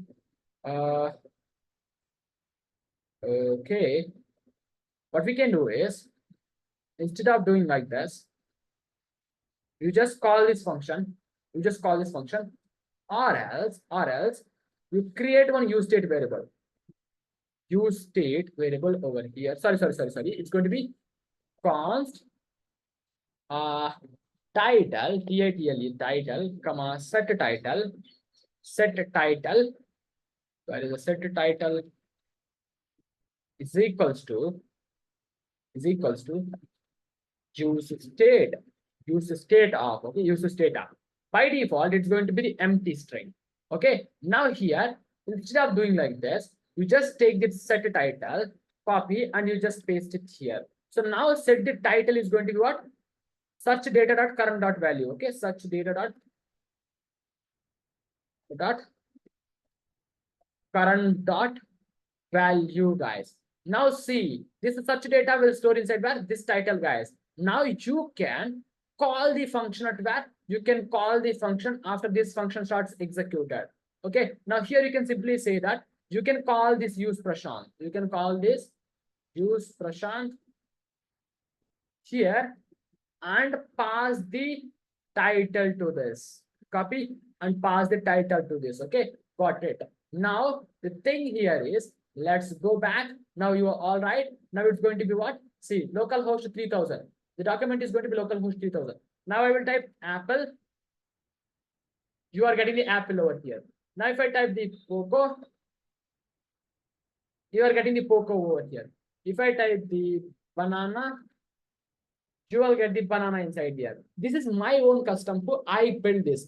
And you can also publish this hook inside the React documentation also, guys. You can also publish, guys. I'm waiting for the publication, guys. And that means I don't know how to publish right now, but I'm waiting, guys. I want to publish this hook inside the React. Okay, React. It's going to be React 18, guys. Okay, I want to publish this. I'm just been waiting, guys. Okay, so shortly I will do that because I want to take any help of any other person, guys, to publish this. It's going to be a different work for the publishing your hooks inside the React. Okay, it's going to be the free shows, right? You can also publish that. Okay, like this, you can also build your own custom hooks. Now I can call this custom hook at anywhere, guys. See, I call this use state over, use Prashant over here. Okay, it's all about a normal function. See, it's a normal function. I exported this from this page. Now you got the idea. This use state is also one function, but it's been written in some other place, guys. So now we successfully covered almost all the hooks, guys. Let's see what we covered. Use state, use effect, use callback, use memo, use ref, use custom hook, use context, guys. So use params, I already covered inside what? I already covered inside the YouTube video for taking the ID from the URL, guys. The only thing is I want to cover the use reducer. Use reducer I will cover along with the Redux, guys. Redux, most important topic to build the large scale applications inside the React, guys. Redux is the most toughest concept inside the React. Okay, if you want to understand the Redux, first you want to understand use reducer. There is a problem with use reducer. To overcome that, the people's introduced the Redux. It's going to be amazing concept, but it's going to be the complex concept also, guys. I will tell you later, guys. Now let's see all the hooks step by step. Okay, first of all, let's write down what hook we've written and what is the purpose of that. Okay, first one is going to be what? use state, it's for state management. State management, guys. Second hook is going to be what? That's going to be the use effect, guys. This is also what? This is a kind of performance optimizer, render performance optimizer.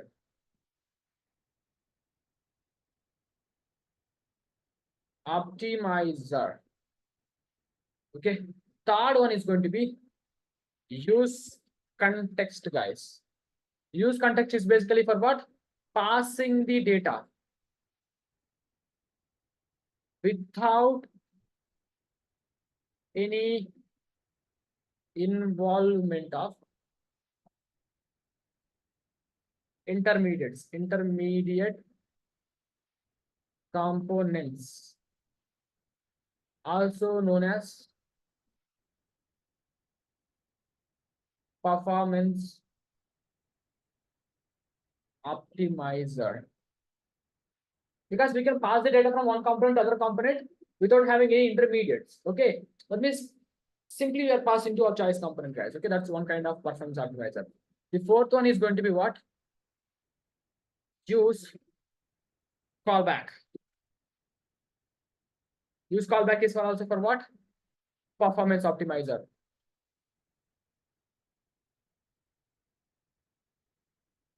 Problem inside you before using use optimizer. What's the problem, guys? It will execute all the functions. It will load all the functions if you're working on any other functions, guys. Okay, that means now we have to make that function to be work only if we click that button, guys. Only that function should load, guys. So you just watch that recording, you will get everything, guys. Okay, got it. Now the fifth one is going to be what? The fifth one is going to be use memo, guys.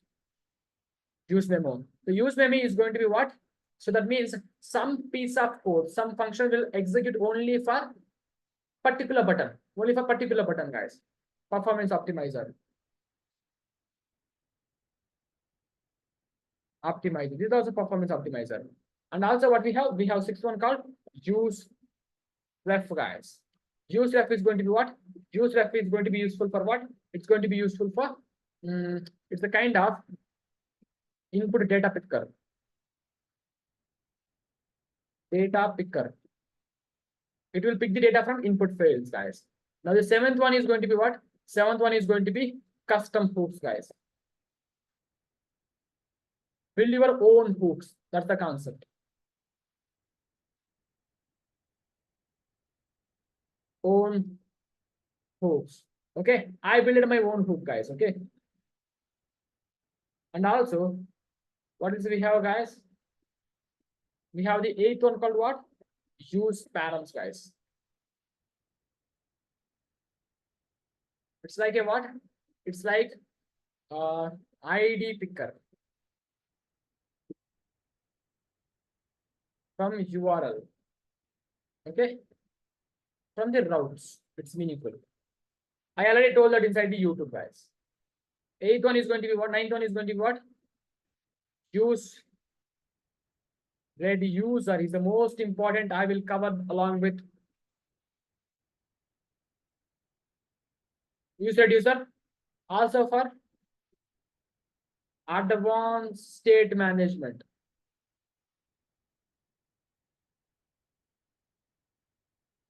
Okay, so see, use reducer is an updation for this used state, guys.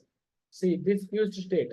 We have used state, right? That's an updated for use reducer is an updated version for use state, guys. Okay, these all are the hooks will play crucial role while you're building the large scale applications in the performance wise, in easy building of code and everything, guys. I hope you got the complete idea on all these hooks, guys. And if you want to know about any other hooks, please comment below and I will cover that hook for you in a simple and easiest manner, guys. Okay. Okay, guys, I hope I'm giving the best explanation to you. And then please follow this all the hooks step by step and understand. If you have any doubt, you just drop a comment below and I'll give the answer for you. Okay, take care. Bye bye. And then please practice the hooks.